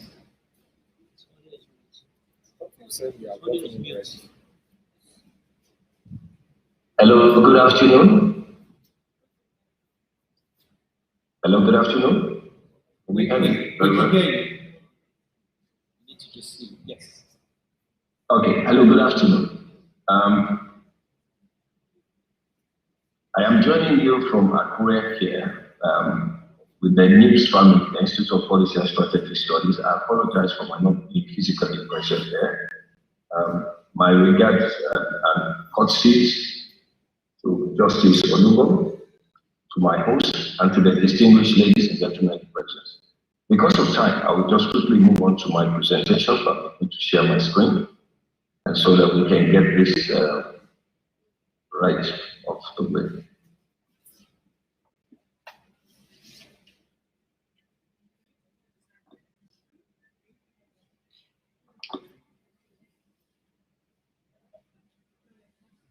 Okay, sir. So I will just be spending about 15 minutes to just talk about a few of the issues around this house is not for sale. I had the unfortunate pick up with technology and I could not listen to the revered Justice Olugo, but I joined a bit of the panel discussion. I hope that whatever little thoughts I can bring to the conversation can actually help us all in a better understanding of what is a very serious issue being addressed in Benin City. If you take a look at this image, you will probably just see two things. The question that comes to your mind is that this particular image actually speaks to everything concerning the economy of Edo State and indeed Nigeria, and those of the West in which we are comparing ourselves to. Everything about capital, about equity, and about development, and about society is there. Most importantly, it draws a nexus between poverty, customs, and prosperity, very clear. What it says, when you look at it, is that we are not open for business. If I take you back again and you see what that means is that whereas you see everywhere you see home for sale, what you see is that this property is not for sale. What we're basically saying is that we're not open for business. And it doesn't mean that they do not have issues over there as well. They do have a lot of issues. But what you see is that even with the foreclosure, you see a for sale sign. The for sale, therefore, represents the economic activity that ties assets, collaterals, and prosperity and economic well-being of the society together. And that is very important. The clues are there all over the place. If you walk around your neighborhood and see this is not for sale, this house is not for sale, what you see is that a disconnection in the economy, very clear. So what I intend to do briefly is to just try to achieve for I intended to tell the story, but I will just highlight it a bit. Highlight the depth of what debt capital is in Nigeria for you to understand how significant it is. Address what I consider to be the original sin, the faults in our land use mortgage system and inheritance practices, and close with some current thinking, which I must call it here, Firstone and Grace also offered quite some work, very depth work, which we relied on during the peak of the UC war. So we'll be talking to you based on research and well thought out considerations on the matter. So when you see that this house is not for sale, what do you understand it to be? In the Murphy-Don's case, it was a case of a young man who worked so hard, was so good enough that he was given an offer to live in America, and he actually made his master's there. He built and acquired wealth for himself. While on his visit, he fell sick, and he came back home after he couldn't get the desired treatment, like we all do. Unfortunately, by 45, he died. He died without a will. But soon after his death, his second son, Amori, decided to start selling off the property so that he can travel overseas. The elder brother, and who was his closest confidant, who was there with him, who had access to some of the document, also started selling. The wife and the other children, aware of this, quickly ran and they put up a sign, this house is not for sale. What does this house is not for sale mean? They put it out as a caveat to me. But this is what we see all the time. Literally, everywhere you see this sign, what you see is just a caution for buyers to avoid the scam. But it doesn't have any force of legal. People consider it to be a caveat, but it's just a descriptive term. All it says is that there is dispute in this house, and the economic value in that house is shut down. Pure and simple. That is what it basically means. And all you see therefore is you end up seeing an abandoned property. And that exactly is what you see. That whenever you see this house is not for sale, what you see is that this is debt capital. This is economic debt. That is what you see. And so since 2004 to date now, there has been nothing in that house, no value whatsoever. And so basically the main issues around it has to do with what we call the lack of ownership, the non-registration of ownership rights, poor property documentation, the inability to legally transfer, and the inability to use that property as collateral. So let us look at the depth of debt capital in Nigeria generally. If you take a look at newspaper headlines, you may read it and you just pass by, but there are figures there that is mind-blowing. Nigeria holds close to about now, the debt capital of actually all the assets, maybe that's a figure there. Federal government also abandoned properties. Both state Lagos, in Abuja, everywhere. But there's really nothing about it, only that we just shout and complain about it. But PricewaterhouseCoopers estimates that Nigeria holds at least 300 billion, or as much as 900 billion worth of debt capital in residential real estate and agricultural land alone. Just imagine, the high value of real estate market only holds 230 billion and 750 billion land, which means that we are sub-optimizing ourselves in this country. So in essence, what it means is that this also describes how the society is. It means that the culture builds around celebrating poverty. And like I had Osaro saying, is that you will never see a house whereby the first son goes to claim liabilities for a rented house. They only have to find that the man has worked out and deliver the property. There is some cultural and attitudinal issues in there. But then also is also the legal areas around where a nation of laws. So the poor in the society, who therefore are also able to put some things together, build their small huts and houses, are unable to leverage these assets entirely. Indeed, we found out that the poor actually make a lot of sense. I now know the author of the most famous work called The Mystery of Capital made it very, very clear. He says the poor even save more times than most people imagine. But all these resources they have are in defective forms. Their houses are built on land whose ownership rights are not adequately recorded. They run businesses on those properties which are not properly incorporated, and they have undefined liabilities. And as such, they are in areas where they cannot help themselves.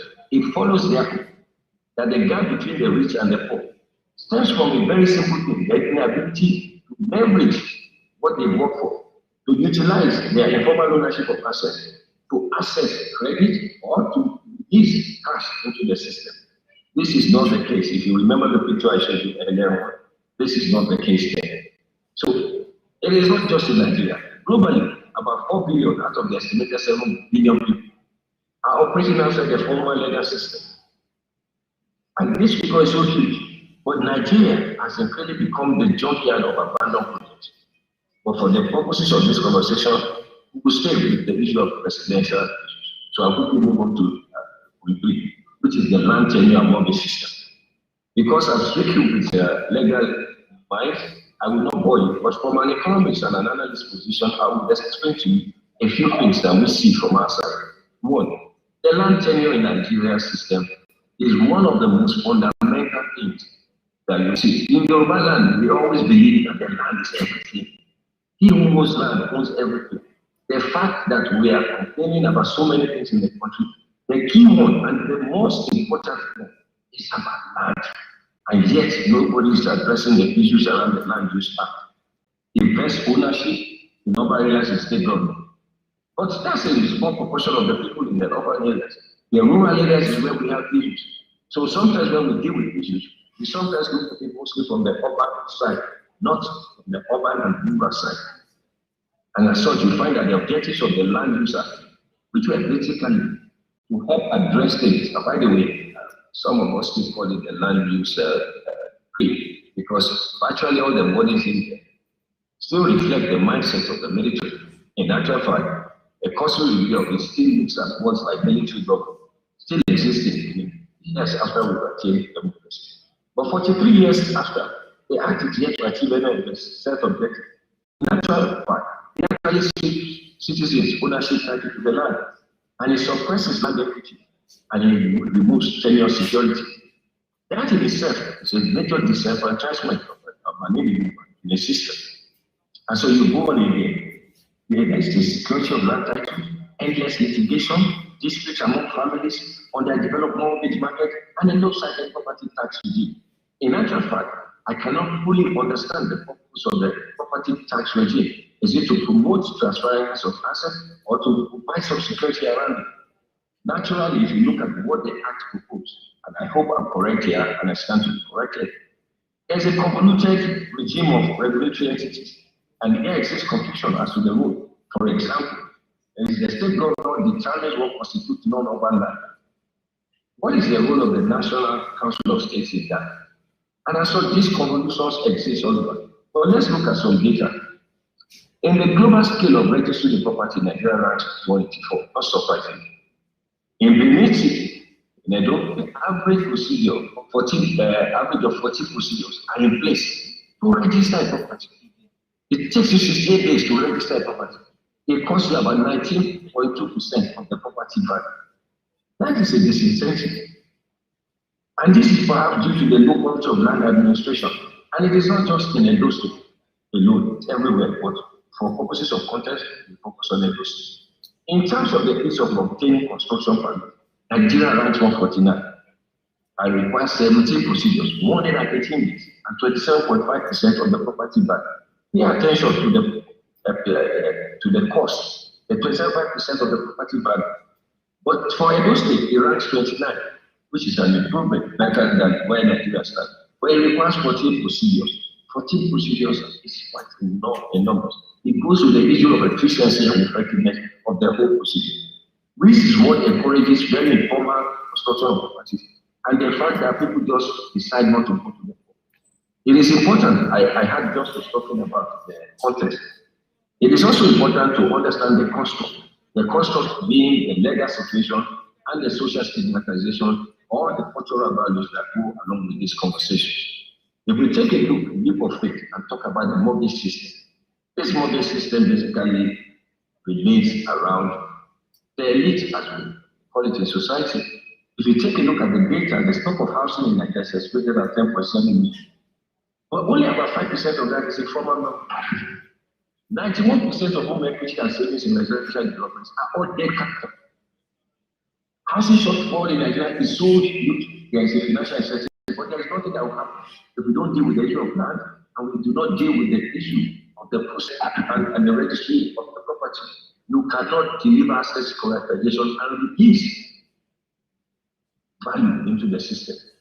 If you look at some data basis here, home-based ownership in Nigeria is estimated at the best at 10%. 72% in the US, 78% in the UK, 60% in China, 54% in Korea, and 92% in Singapore. As at 2019, Nigerian mortgage to GDP was 0.6%, whereas it was 60% in US, 70% in UK, 30% in South Africa, and Ghana, 2%. So if you take a look at all this, it's important for us to just bring it back in honor of my host, is that the land registry system in Benin City, as documented by question and breaks, required a whole regime of taxes and levies. And it's important for me to explain here. The mindset then was that the state stood in the gap and said they need us.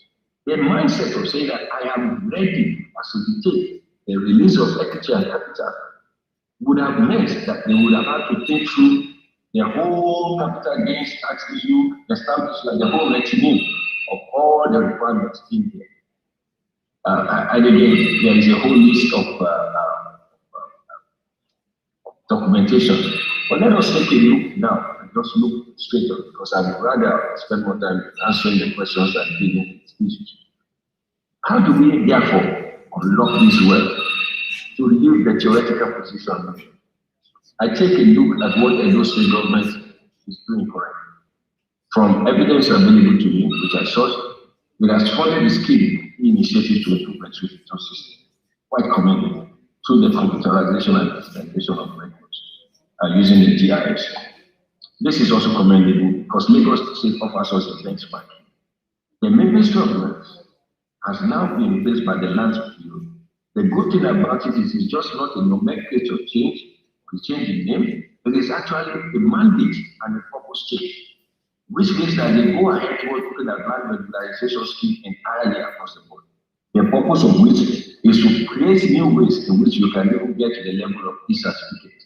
But that is not enough. But yet we recognize this small and deliberate steps taken up to now. From the reforms required in Edo State, there is a need to review entirely the legal regulatory process entirely. The mindset in doing so is one. The one that recognizes that issues concerning this house is not for sale phenomenon. It's about things to do with inheritance, the tax that goes along with it, the issues around trust and wills, which people have passed through, the issues about insurance, but the most important thing about capital formation. At some stage, you would have to bring down the language to the common man's language to understand that the reasons why you fight over those properties is because you do not know any better. It is the responsibility of the state. And these are some of the recommendations from the research PhD. One is that beyond the GIS, we can actually focus on tackling all properties. That means you go ahead and introduce and encourage people to start building their document for verification. This will do one or two things. Where you have those properties under litigation, and I believe there are examples that can be explored here, you have the opportunity of saying that those under litigation to reside as a trust fund. That whoever succeeded in the litigation is therefore entitled to it. This does two things. One, that document moves away from being debt capital, it is released, and it is taken out of their movements. But the second most important thing about it is that the state will go ahead to restore those titles as well. So that means the financier of those states who will use it either for credit, for collateral, or for mortgage purposes are able to do so without unnecessary risk, which encourages new capital. What it does is it will move the whole state out. But the most important thing it will do is to create the necessary jobs and engagement of the middle Edo. What do I call the middle Edo? Your plumbers, your carpenters, your electricians, and the painters, the brick makers. That just creates a whole new economic activity on its own. It's like you just struck gold. A few other recommendations that may be helpful, which I'm sure Mr. Saru will be happy to, that I used some of those thoughts in here, is that one, the delay in foreclosure, by purposes of work, my company also runs an AMP firm.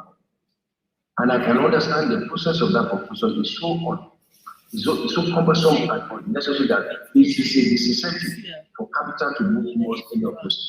So it is important that we use the example of Lagos, whereby you take a dedicated to deal on such matters quickly, and it will be done if you have a political will to go ahead and push it through. But there's an economic imperative for it to be done. The second is to consider within limits those mortgage law that will help resolve the dispute between the partners by the use of arbitration in the first instance.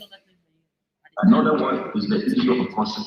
In Lagos, there are about 4 to 6 persons who are able to sign consent, which means that the process of waiting for one man to sign a consent must be recalibrated. And there are ways in which you can use it in terms of amount, value, implications, or whatever it is, but you must break down that system. Hopefully, if you're really doing the computerization, therefore, you are able, therefore, assign. That makes it easier. Because this issue of land registry is not in one side, it must be linked to their whole value system, including the tax revenue thereof. And that is very important. Now, there is a major problem that what often is where when you have a property in which there are about 6 or 7 people in there, and then, for example, you want to do enforcement action, you then go ahead and knock the building, and there are about 8 flats in that building. There are so much issues around this one that the laws we have there did not anticipate this kind of explosion in terms of real estate property and development. And it becomes such a complex issue to determine legal rights and so on. And this becomes an issue. And I'm sure that Edo State, in thinking through all all these processes is able to come about. Now, as I try to run, I can make sure that we have more interactive and engaging conversation, is to look at what I call the positive effect of property formalization. Clearly, it will restore economic potential of assets, which is critical to determining the real value of assets in that state. I always advocate that the key responsibility of the government of the state is to manage the square kilometers in the state.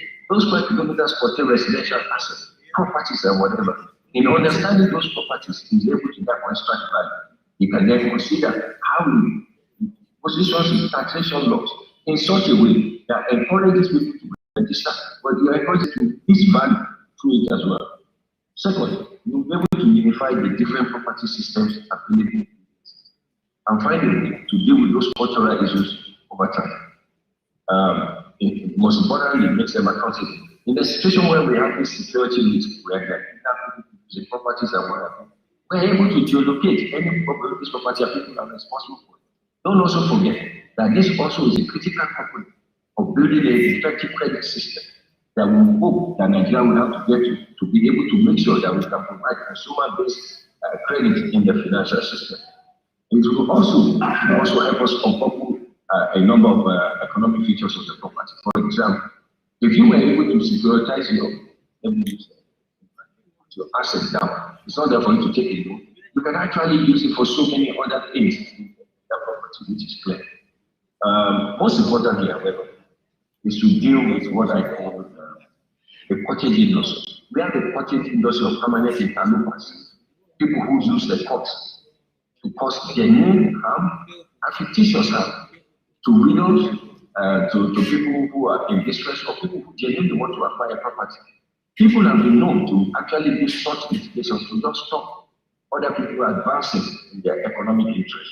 This is quite an unfortunate situation now. But I must go back to the one point which I said, which may be relevant in Edo State because there are so many disputes. And that is the whole concept of property trustee. It is important that we consider this arrangement as a critical solution to address, either as a stopgap, but as a means of resolving most of those intractable issues. It is something I believe that if we adopt it, we can be able to deal with the issue of capital. The house, and when we do so, can be explained in form of questions. But the most important thing is that it is possible to do something, and we should do something about it. The last but not the least must be those inscriptions.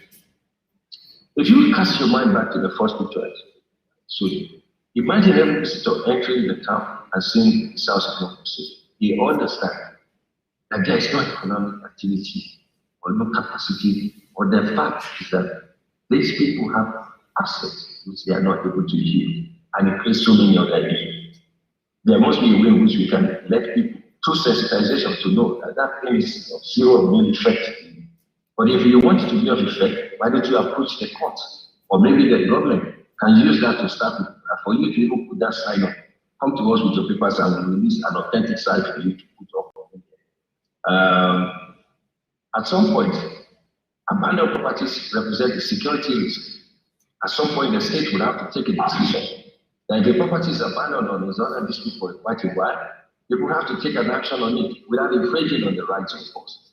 And so, in summary, it is clear, therefore, that this property is not for sale, this house is not for sale, it's not the way to go forward. There will be a need for a modern and streamlined administrative policy to enhance the law. Two, we just have to bite the bullet and decouple, deconstruct, and reform that Land Use Act, or find a way or some practices within the law that allows the state government to do the most it can while we're still dealing with the bigger issue.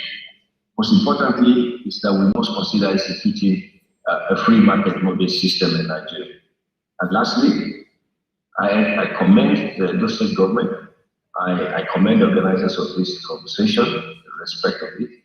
But that I would like to say that automating the land registry processes is not just converting documents into data. The whole idea of artificial intelligence is to enable also to be able to create what I call a deal-based book, whereby anybody can access those data and identify value in any of them. What it will do is to exponentially increase the value of all the properties in that state in such a way that the state will find itself in a much more financial position. Not only will the state generate revenue, the people will be able to be engaged, fully engaged, and you will even consider creating schools around vocational and technical schools for those areas, rather who go to Togo to be importing tires, numbers, and every other place. There is enough value to be created by looking inwards, looking at those assets and saying, no more, we are going to release the debt capital from the state. And all it does is that you take a look at that property and just imagine the transition from that. If you release that debt capital to your extreme right is what you will see. I thank you very much for the audience, and I'm therefore able to take questions. Thank you very much. Thank you very much. Thank you very, very much indeed. You expanded the subject matter extensively. We have interrogated some of these issues around the states, but I think what is refreshing to me is to expose, as we've done, the complexity of what it takes to transfer them to the more productive income generating assets. And therefore, every state must have a permanent research and development department that is looking at how these things will work. When Mr. Danine spoke, and I listened to him very carefully, the practices that we're talking about and the methodology of resolving it, probably in 14th, 15th century, but the whole idea about culture and tradition is that things continue to evolve. And therefore, even in the palace, we need to start looking at ways in which we could be perhaps more equitable. And therefore, the palace is issuing policy and directives. And as far as the state government is concerned, it is imperative. Typing of property, using property as an asset to develop a place is a complicated process. But I took this house is not for sale, and thank you for demonstrating that simple act, the impact it's having on every system, particularly in those states. There is no street you will drive past, you will not see a house is not for sale. But the truth is the house is for sale because all the disputants are telling you, if you sell that house, give me the money, not the next man. That's what he's saying. I am not, the question of this is where I think that there are many people who are deprived and are poor, and are looking for ways in which the property can be disposed. But then, if they do that, how do you share the proceeds amongst all those who claim that they're entitled to that property? So given that background, let me start with you before I go to the audience. And I just would like you to keep it very briefly. With what you've discovered, and you went into a lot of research, and my firm has done a lot of research about this. What is, in a very simple way, what is the practical solution where you have buildings of this nature, there's an underdevelopment, it's affecting entrepreneurship, because in America, most businesses are started by using the equity in the home, but that is not available here. So, Femi, what is your practical solution to this? And just in a very short, one-line answer, if you don't mind. The state can pack everything under a trust. Sorry, say that again. Not pack. The state can pack all those houses under a trust for two reasons. One, the most important one is security right now. The second most important one is that you are actually denying the state of taxation. Because you are basically just going against the basis of what we give you the approval for the CFO. The purpose of the state is to give you a land to build upon so that you can therefore pay your land use charge, you pay the other tenants, and for you to engage in an economic activity that generates taxation. The whole question of productivity is that you are suboptimizing productivity in that state. By your personal greed, it is important therefore that the state finds a way to bridge that process. And like I said, the trust in there. All of them, bring your properties and register. You cannot be disputing what is not registered. So I will just summarize what you said in a very crude way. Most of the politicians who tell you that they're going to build housing for the masses without a deep research, strategic analysis, that statement is a statement that exposes ignorance with the greatest respect to the structure of how property operates, because we need to do a lot more. Let me go to the audience and please let me stay on. And there might be questions from the audience. I know that Dr. Giles wanted to ask a question, but I can't find it. Oh, God, okay. If there are any questions, so that we deal with issues. I see a gentleman who's raised his hand up. Yes, please, come to the podium.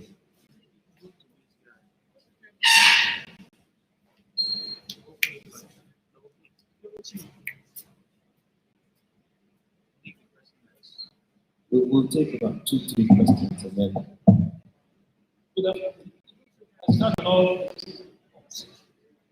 And first of it, like you said, the problem that you have mentioned is not that the housing for sale, but how to share profits that are put in the house. Now, I want to know, I would like to know whether there's any formula in our cultural setting that deals with the sharing of property, the right to property. For example, the person has 6 wives, and one of them has advisors, 1 child, the other has 10 children. The question is, how do we share this property? Is that with the wives or with the husband? Is that any mechanism? Now it's how share the proceeds. Okay, thank you very much. Okay, yes, please. You'd like to ask this? Please go ahead.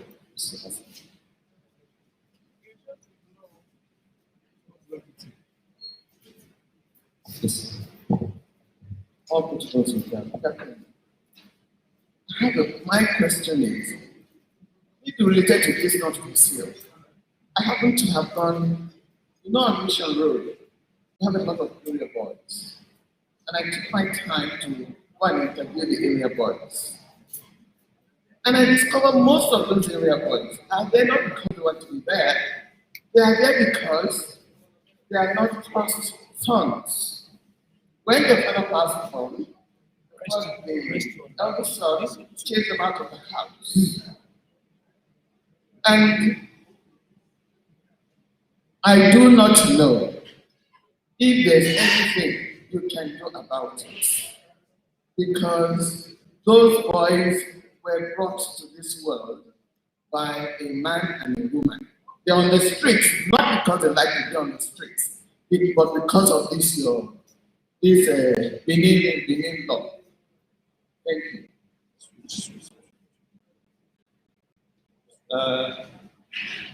The first question was the formula. I will take another question. Yes, sir. Please, Doctor. Kindly go to you. First question was whether we could devise a formula for distribution. Second question is what we could do with those liabilities. Go ahead. I think mine is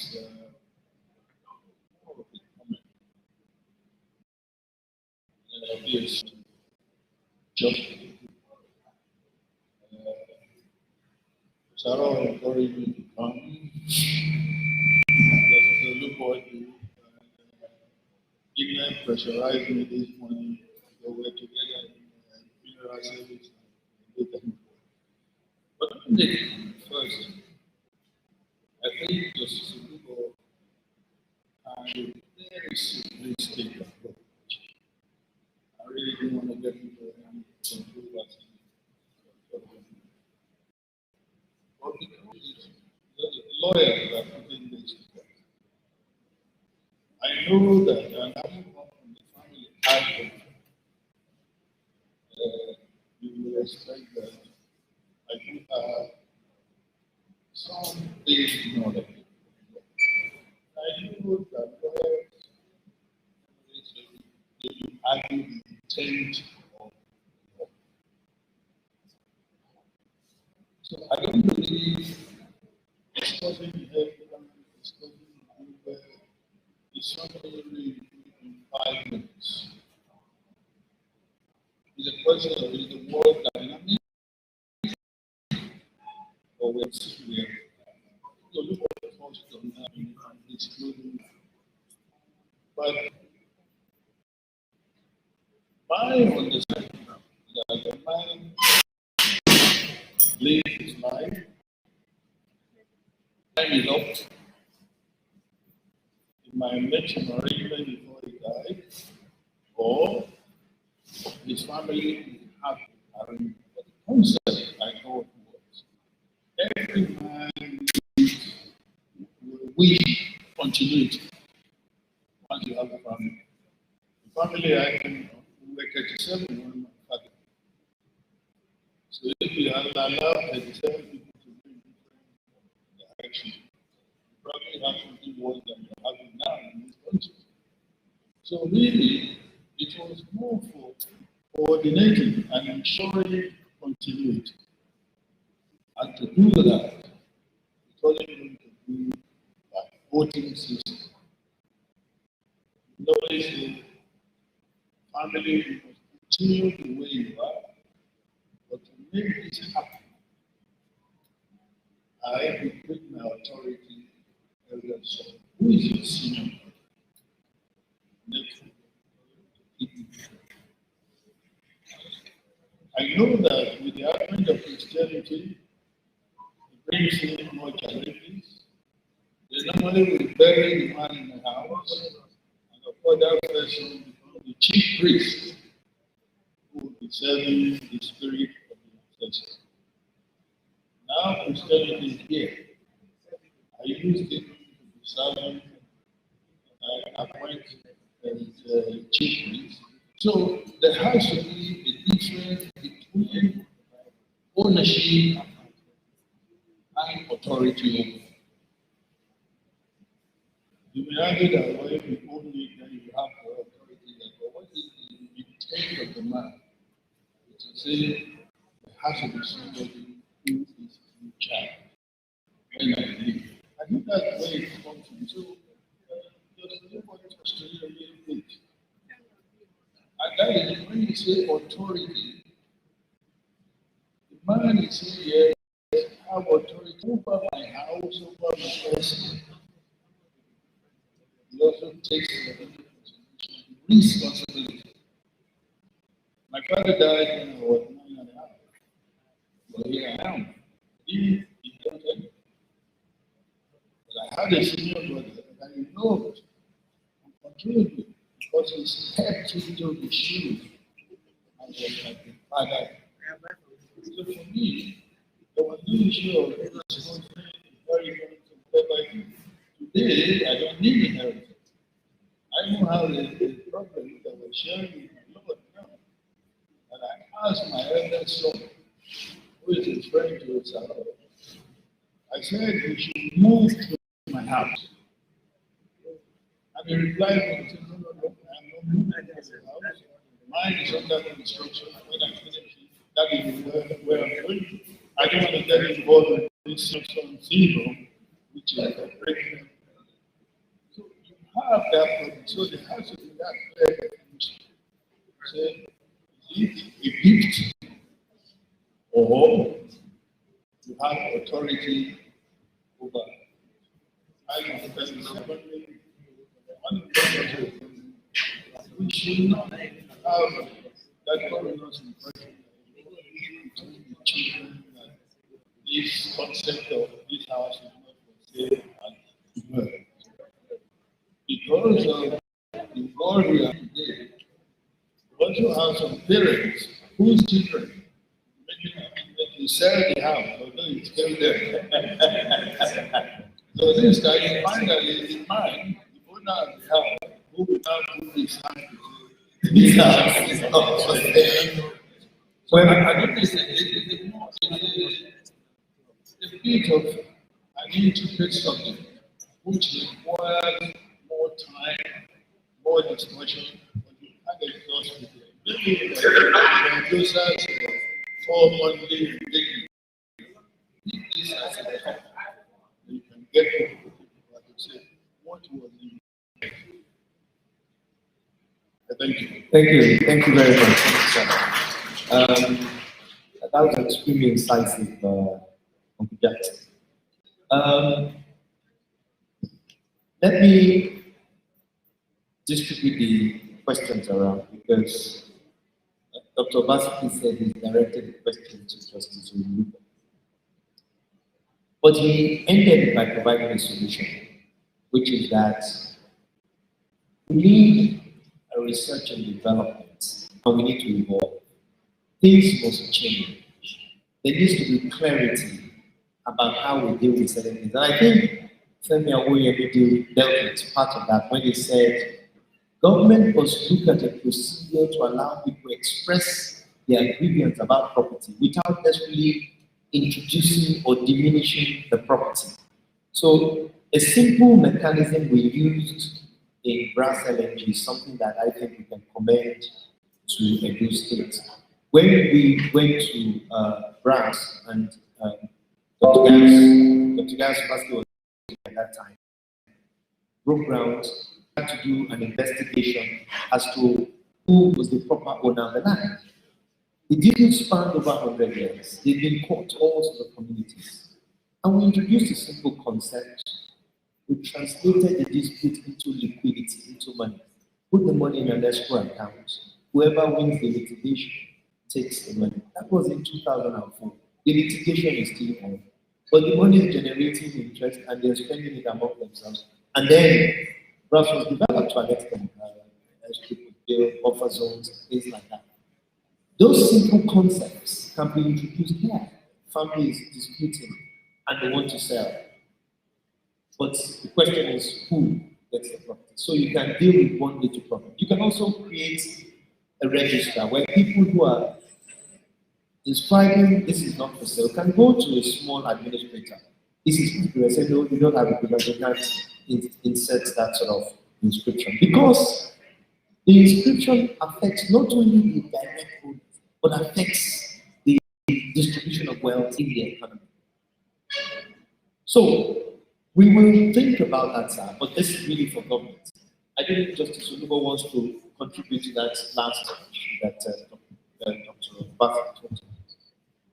Well, I want to thank Dr. Bassett. It comes from a family that is deeply rooted in the tradition of the place, and very educated family too. Like I mentioned, I said with time, customary law is not static. It's unlike once you make some cycles, customary law evolves. And if you look at some of the houses along Mission Road now, like new houses you are finding on them. Originally, some of them you find that some of them originally were Ethiopia that had that type of time. What I mean, that may not necessarily be there, not for sale, but maybe it has been there from one generation to another. But with time, you find that some families now, see, the education has come, Christianity has come, like the said. Some people now sit down and say, look, we can't allow this to continue. Some families on their own meet and then decide to proceed with the change. You can authorize whoever is in charge now to say, but do this, do that. With understanding and cooperation, Ethiopia can be sold, can be transferred to another person if there is cooperation among them. Most children these days, they are not interested in Ethiopia, educated ones. As I speak, my son is working on his own house, like Professor K said. If I is doing this decade, as I'm sitting down here now, they are pouring the decade. His senior colleague asked him, the Ethiopia that your father is staying, who is going to do at the crown prince, will go to take that place. So he said, you should tell him that he wants to build his own house and enjoy himself now. And somebody else said, your father looks young, but we don't know whether he will live up to 90 or 100. It's good that you are now doing. What am I trying to say? Some of them are no more interested in this Ethiopian issue. Most children They even build better houses than the Eghobamien. Once you are able to build a house that is better than Eghobamien, what are you looking for? So we believe that it's going to take time, things will change. But we're trying to say that even as it stands, these are the consequences of our present position. Nobody should attempt to log it on us. We will gradually get there, but it takes time. I think that is the only aspect you want me to. Yes, sir. Any other one? Yes, I think that is the aspect because the other gentleman asked about the formula for distribution. Well, you can answer that from decided cases. You already know that. You have to share these things. Yes, and the other issue was what Dr. Bassett talked about, the owners of properties, the children. So I hear that in some inscription, if this house is not for sale, beware of my first son. But I think that there must be some legislation. I think the point is summary for me. There must be some legislation, some regulation. The palace working with the states, where you simply just say, this is how it's going to work. And that's what Mr. William was talking about. The state needs to get involved, sir. You spoke from a very elitist point when you said many of the children are building their homes. The majority of the children, and I think Mrs. Opaseki talked about that, the majority of the children actually are not building their homes. So the few percentages you're talking about, so mortgages in Nigeria, we only have 0.05% of mortgages, residential mortgages. Oyemi was giving us statistics, he's a statistician. So if you did a statistics in Benin, you will find out that perhaps drawing a figure from the back of the envelope, 96% of children will be looking to be gilded as their next source of wealth. They're waiting for the parents. So it is said often outside Benin that a lot of first sons are just waiting for their parents to pass them so that they move away the liabilities. And that's what Mr. Bassett was talking about. How do you deal with that? Because originally the intent was you take the assets and you take the liability. Now the courts seem not to be worried about that. It's just a birthright, and that's as a result of a few of the cases. My father tells me that arose from evidence that one of the others gave. I think it was where it was a specific case. The first son refused to take the liabilities, but so it will now be identified by birth. So it didn't matter how irresponsible, and I think Usulan is another case that reinforced that. It didn't matter how irresponsible the first son was, as long as you could demonstrate by evidence that of the child takes as a given, regardless of what happens to people who were living in that house, who the father was taking care of. Yes, sir. I think it is necessary for us to know that the law did not say that the first son to take the Eghobamien and then deprive the other children access to the building. No. The first son takes the Eghobamien, but is bound to allow them to remain there until they are capable of building their own houses. The only condition under which those children can be sent out if they challenge the authority of the first son while in the house. You challenge his authority, then he can send you out. So allowing them to remain as a part of the liability that goes with the inheritance of that building. So any child who is roaming the street because his senior brother sent him out is entitled to go to court or go to any place to challenge his brother. And then request that he should allow him to be built, except if there's no space for him. He has a very small one and only 2 rooms there. Of course, the senior brother will not be able to accommodate, but it's a big house. If the child is entitled to ask that he should be allowed to remain in the house until he's capable of building his own. But if he challenges the authority of the senior brother, of course, automatically is out. So, my Lord, the remedy that we speak about seems to be that the younger siblings must go to courts. The court system is slow. Many of these cases, we're supposed to show a documentary. I don't know if we're going to show it now. I think this is a good time. Many of these cases, just so that this documentary will show some of the houses in Benin. Documentary. Right. Okay, right. Some of the houses in Benin and what has happened to them. My father argued there as a child. I had to come home to talk about it. That building was a magnificent building. When I see it now, it's capital of itself. It's part of what is happening here. So you don't all the way to court. The principles were stated, but all the parties suffered. We must find a more friendly system that allows people in this situation to actually vent their grievance and hopefully justify one. A child who is impecunious, who's staying in a room, there's no way they can really fight the process through court. And those who fought the processes through court became even more impoverished because the court and the lawyers had sacked them for all the funds they had. So we really need to think about it deeply. I said, maybe we should have it. Yes, my lord, I think maybe we should. My lord will respond once we see this. The important aspect of this is what I want to tell you now. There are courts of different grades. You can challenge. You can go to any customary, even the district customary court has jurisdiction to determine who owns the multi-story building you are looking at, as long as it's governed by customary law. You don't need to go to the high court. Right. So, okay. So go ahead. The Benin Kingdom, South region of Nigeria, both historic cultural heritage, various dynasties that make up the kingdom. It flourished from the 13th to the 19th century as a cosmopolitan city with a trade network dating back to the contacts with the Portuguese for mutual commercial benefits. The Beninese were known for their expertise in bronze casting. The dense rainforest and arable, fertile land was an added advantage for agriculture.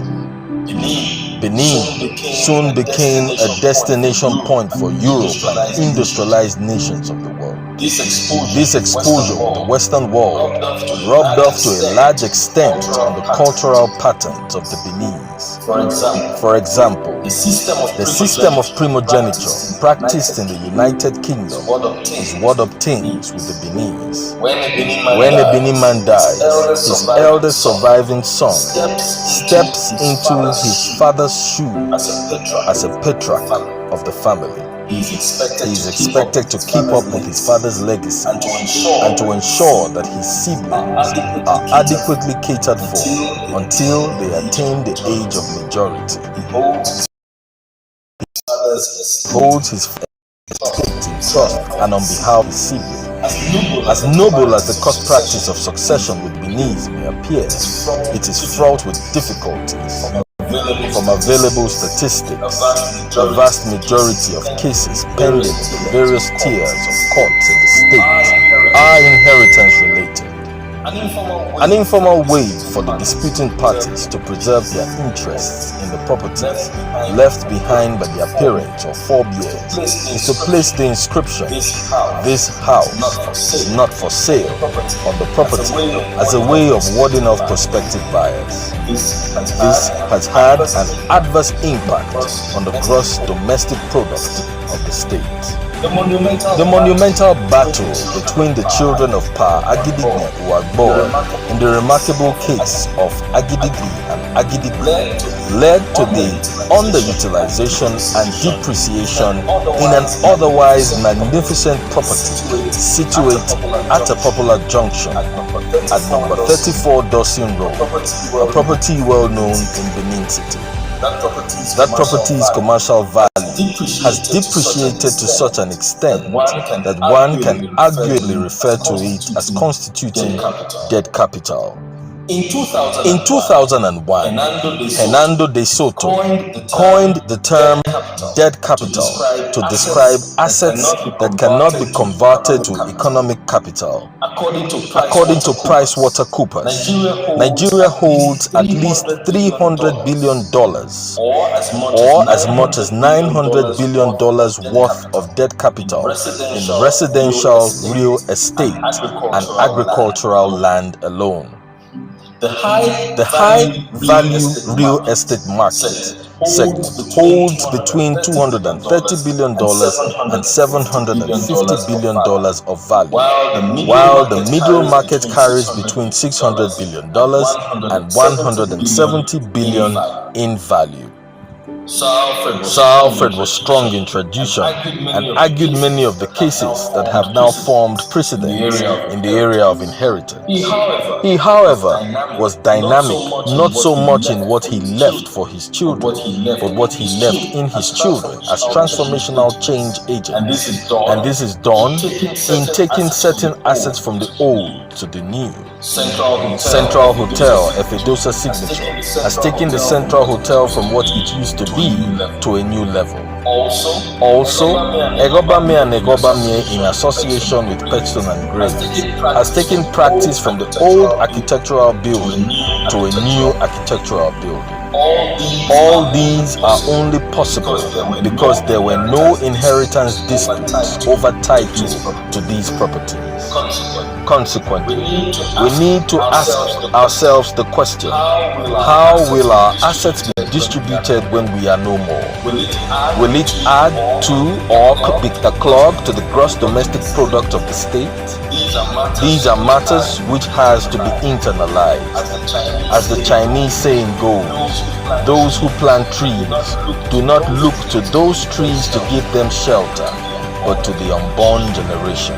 At Eghobamien and Eghobamien, in association with Petstone and Graves, we are constantly formulating principles and policies that will circumvent the complexities associated with inheritance disputes. The symposium, styled Sir Alfred Eghobamien's Leadership Series, is intended to draw attention to the need to establish institutions that will assist in developing leadership in all spheres of human endeavor, beginning with the family.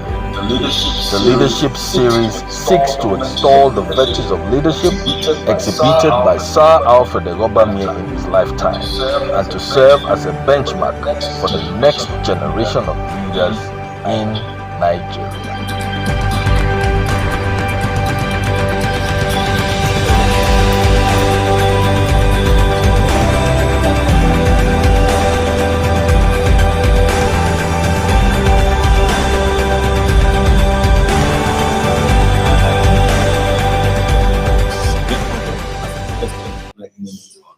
That part of the problem that government will have to deal with is the most difficult, not to build physical infrastructure. How do we build infrastructure of the mind? And then introduce regulation and policies and principles. Because it's the thinking that makes you a leader. It is not so much the muscles or the strength or the weight that you have. So let me just take one more question from the gentleman and then we'll close this.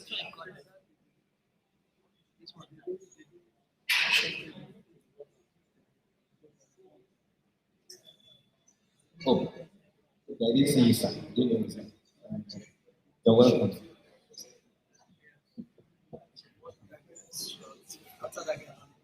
Permit me, sir, to stand on already established protocols.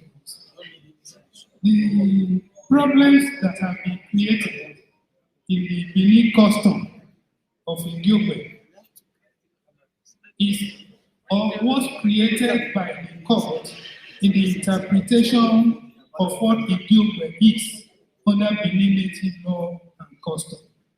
Under the Benin native law and custom, the senior son who must inherit the Eghobamien inherits the liabilities going with the Eghobamien, taking over the responsibilities of all the children, like Obaseki said just now. If you take the benefits, you must also take the corresponding liabilities. But when the court interpreted it, they gave it as if the eldest son takes the benefit of the house, and if the children are grown, they can build their own. That was not the original intention of the Eghobamien. The younger children that were growing up, they must be taken care of. Those that have not married, if they were guests, you must grow them up, and when they are of the age to marry, you marry them to responsible people. And the young men who are also growing, you make adequate arrangement for them to have their wives and have a family before you push them out. But the definition of Eghobamien by courts now have pushed the eldest son into that position, and all other children, oh, if you are not of good behavior, they may even on their own constitute such situation that they will feel, oh, you are no longer of good behavior, leave my house. So it's not a good way, and that custom, if we deserve the Eghobamien to be preserved, must be looked into. Thank you very much. Thank you very much. I think at this point, I think Dr. Bassett gave me the point. We cannot exhaust this discussion here. It's impossible. For us, we made it earlier. We have a limited capacity, so we're not making any commitment regarding this. But so, and we're hoping that we access some of the relevant authorities as relates to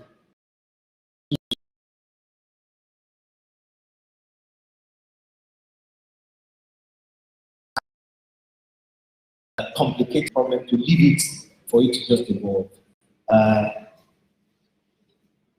That's my comment, and I want to thank everyone as we end this session. Thank you very much. Thank you. The session has been very robust. That clap is a little bit lacking, like not that number. Can we make it louder? I'm sorry. I have to be very careful because I am obliged to be in court regularly. And if I did not recognize and ask the chief judge, then I would be in contempt, even in court. So, my lord, my colleague has said that you would like to get a few comments regarding this issue, and hopefully maybe how the courts will partner with the legislature and form some sort of policy that will help us. I'm told that to be remiss of me not to ask you to comment on it very briefly, sir, because we're time towards the end. Thank you, sir.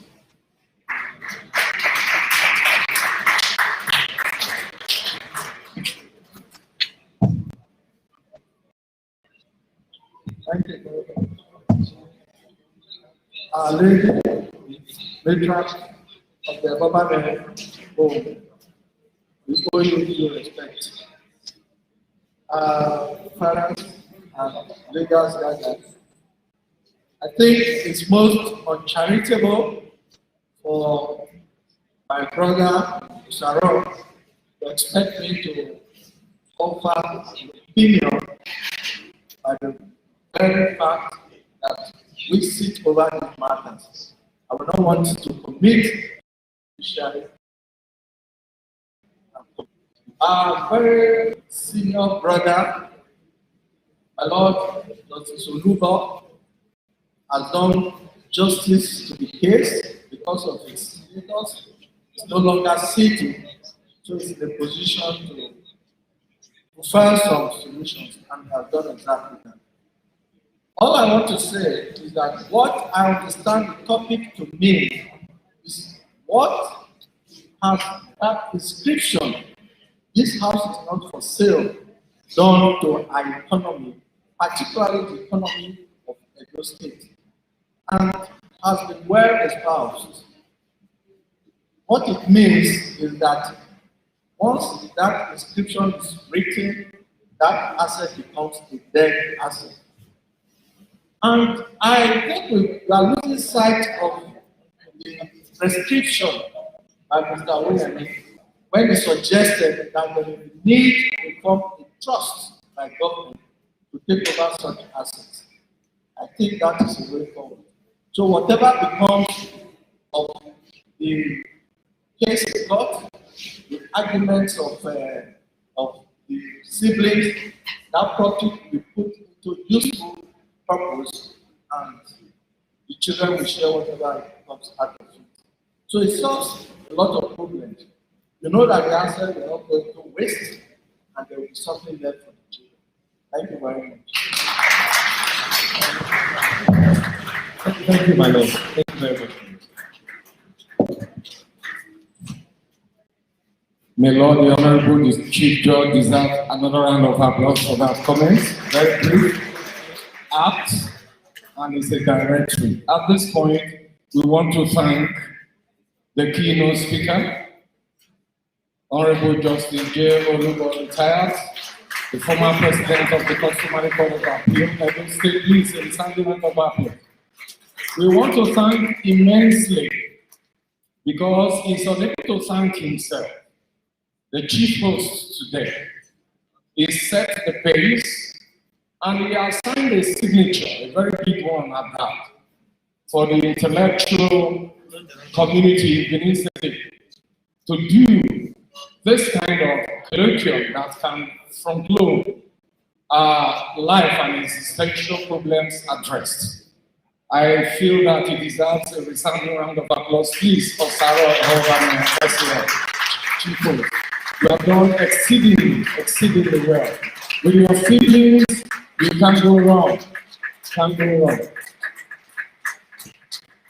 At this point, we nearly at the tail end of the second session, rounding up this very epoch-making gathering.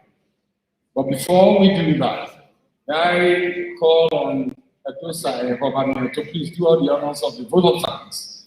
After which, please, we do photographs before we round up the program. Thank you.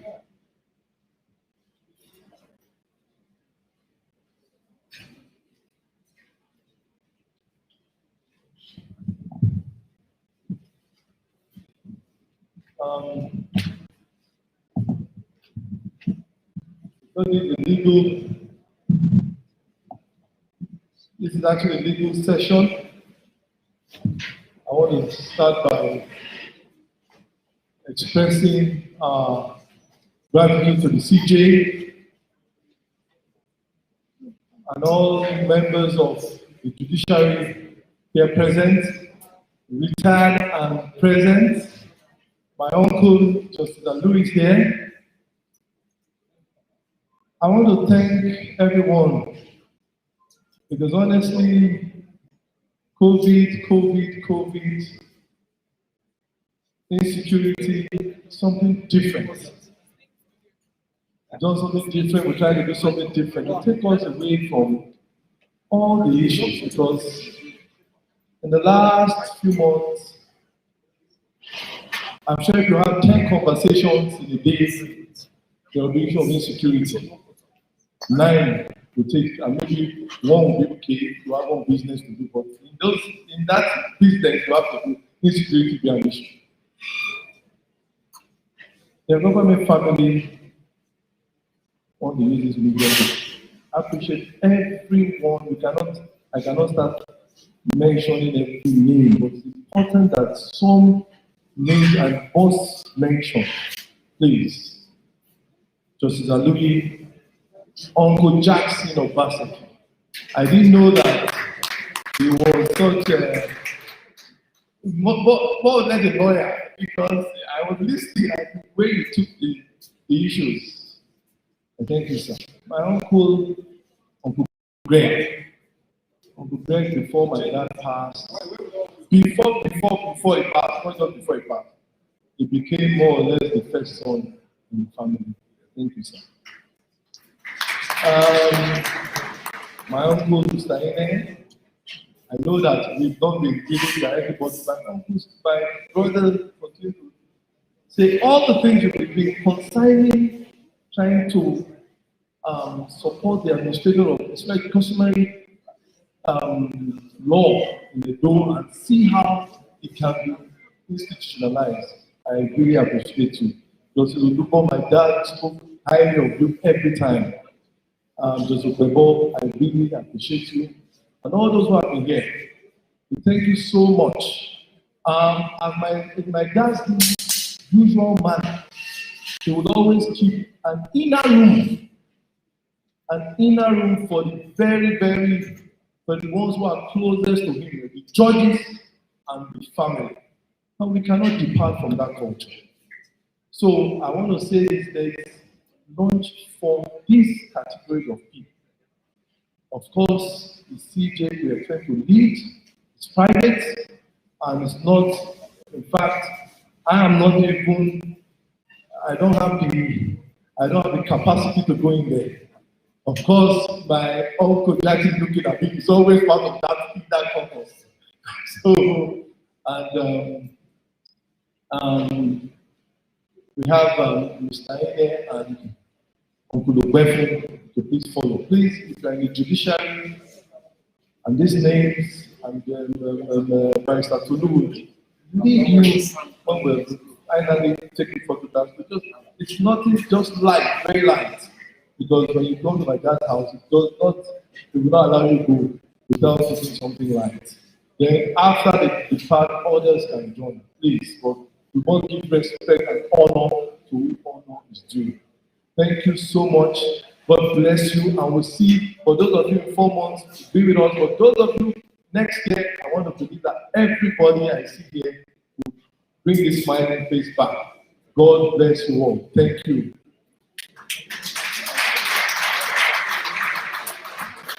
Thank you too. At this point, may I humbly call on the Lord, the Honorable, the Acting Chief Judge, Edo State, Honorable Justice J.I. Archer, dear Daddy, Dr. and Mrs. Giles Obasaki, and my Lord, the panelists, and of course, Osaro Eghobamien, to please step forward for a group photograph for the album. Tolu, please, can we have the photograph organized? Where are the photographers, please, may we have you?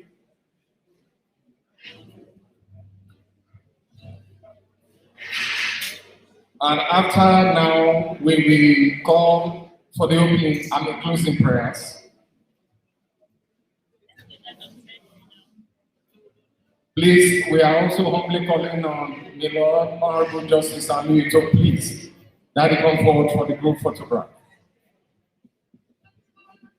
We are also calling on Engineer Greg Ubefu to join, and of course, we call on our mommy, the matriarch of the Eghobamien dynasty, to please join the group photograph.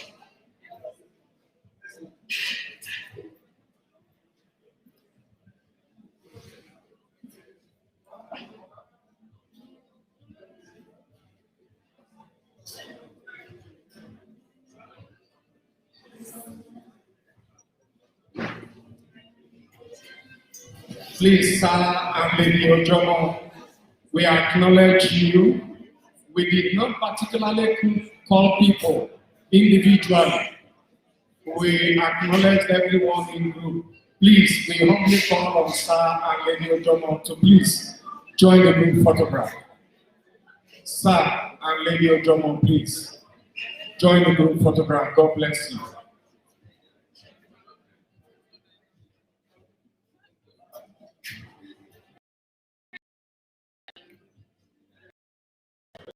For them very quickly.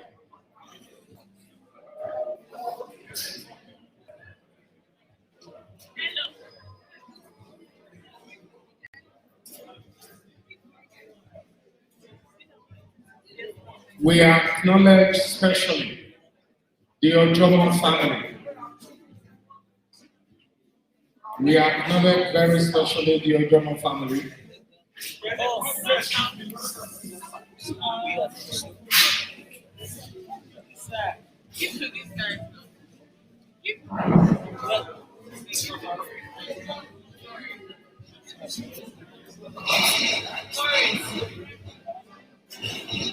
Please, may we be seated. We are not done yet.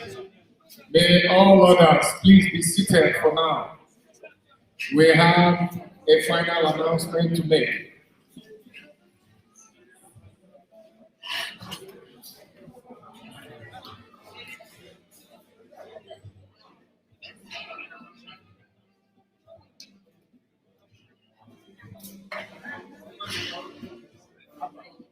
Please, may we have a fair and a dosa to join at the end.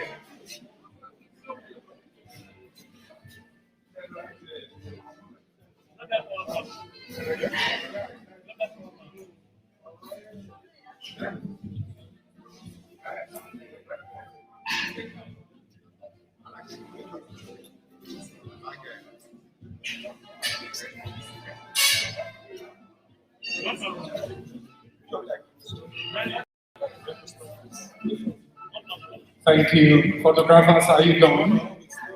Thank you very much. At this point, we will retire to our seat as we only call on Reverend Eghobamien Olatunji, all the way from the United Kingdom, to help us thank God for the success of both the first and the second session. Reverend Eghobamien Olatunji from the UK to please do the closing prayers.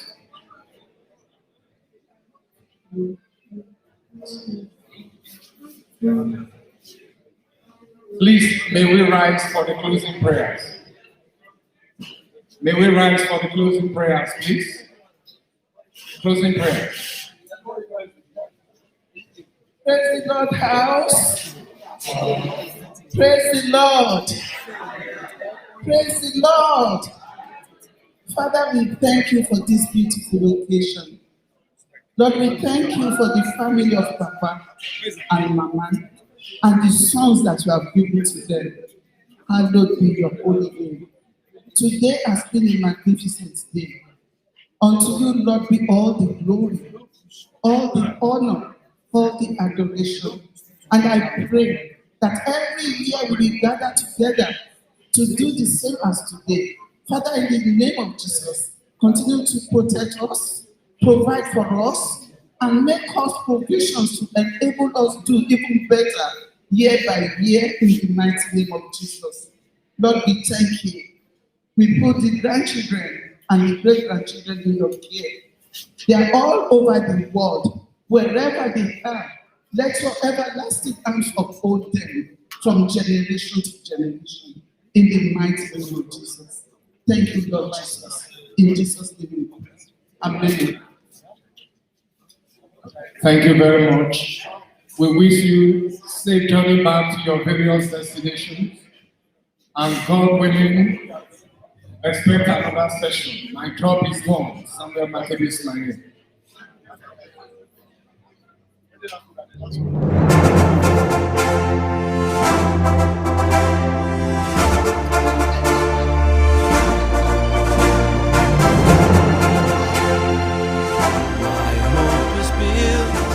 On nothing less than Jesus' blood and righteousness. On June 5th, 1935, Alfred Eghobamien, who later became Sir Alfred Eghobamien San, life bencher, was born into the illustrious family of late Eghobamien Ogbede Oyo, the Obazelu of Benin Kingdom, and late Mrs. Evade Isibo Osa of Osa Igun Norionwo Street, Benin City. A young, adventurous, and industrious Alfred started his education at the government school Benin City with Eddie Ebohon, Sunday Asemota, Professor Gregory Idurobo Akenzua, Michael Ayeki, and Boswell Fadaka, to mention a few. In 1951, and having just promoted to Standard 6, a mentor, I.O. Aluyi, now Honorable Justice I.O. Aluyi, who at the time had also just completed his secondary school education, prepared Alfred for the entrance examination into secondary school. Sir Alfred's dint of hard work did not go unrewarded, as he emerged as one of the best candidates and had his pick among the best 4 colleges in Nigeria. It was not too difficult to single out the young Alfred for distinction, as upon passing his entrance examination, he gained admission into St. Patrick's College, Asaba, alongside 4 others. They were the only successful students from the Benin Kingdom who gained admission into the school. Thereafter, he joined the government cooperative department. Having secured what appeared to be a means of livelihood, Sir Alfred pursued setting up his family. He met his wife, young Amenarawo Ojomo, during the burial of her grandfather, the Ezomo of Benin Kingdom, sometime in 1960. Amen. Amena wọn à ń retí Eghobamien. When he saw me, came to me, greeted me, I looked at him, I didn't answer, then left him.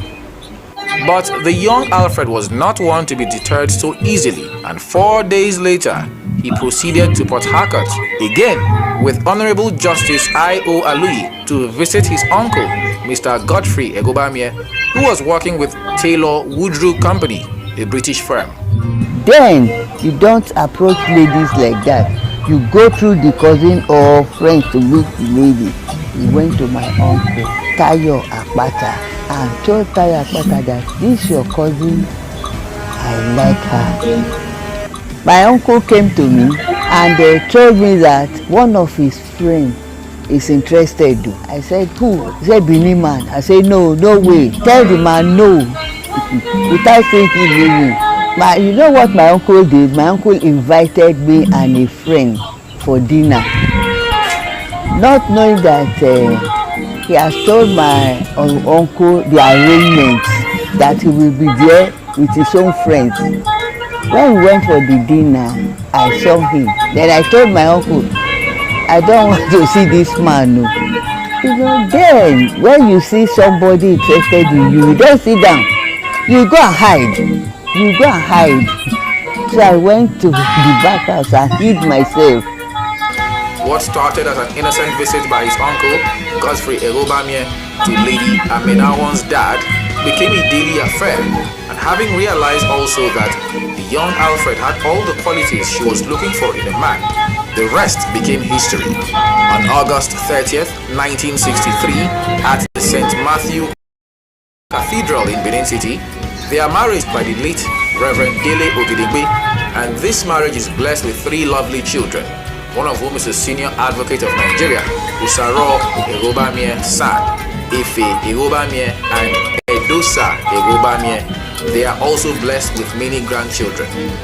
After our wedding, he decided to travel, that he's going to read law in England. Then we had nothing. We had to work. My dad gave us some money, the dad gave us some money. Then he left me behind with a child to London. There, started struggling on his own. It wasn't easy with him because he used to sleep in, taking siesta. I told him before traveling that when you get to England, there's nothing like siesta.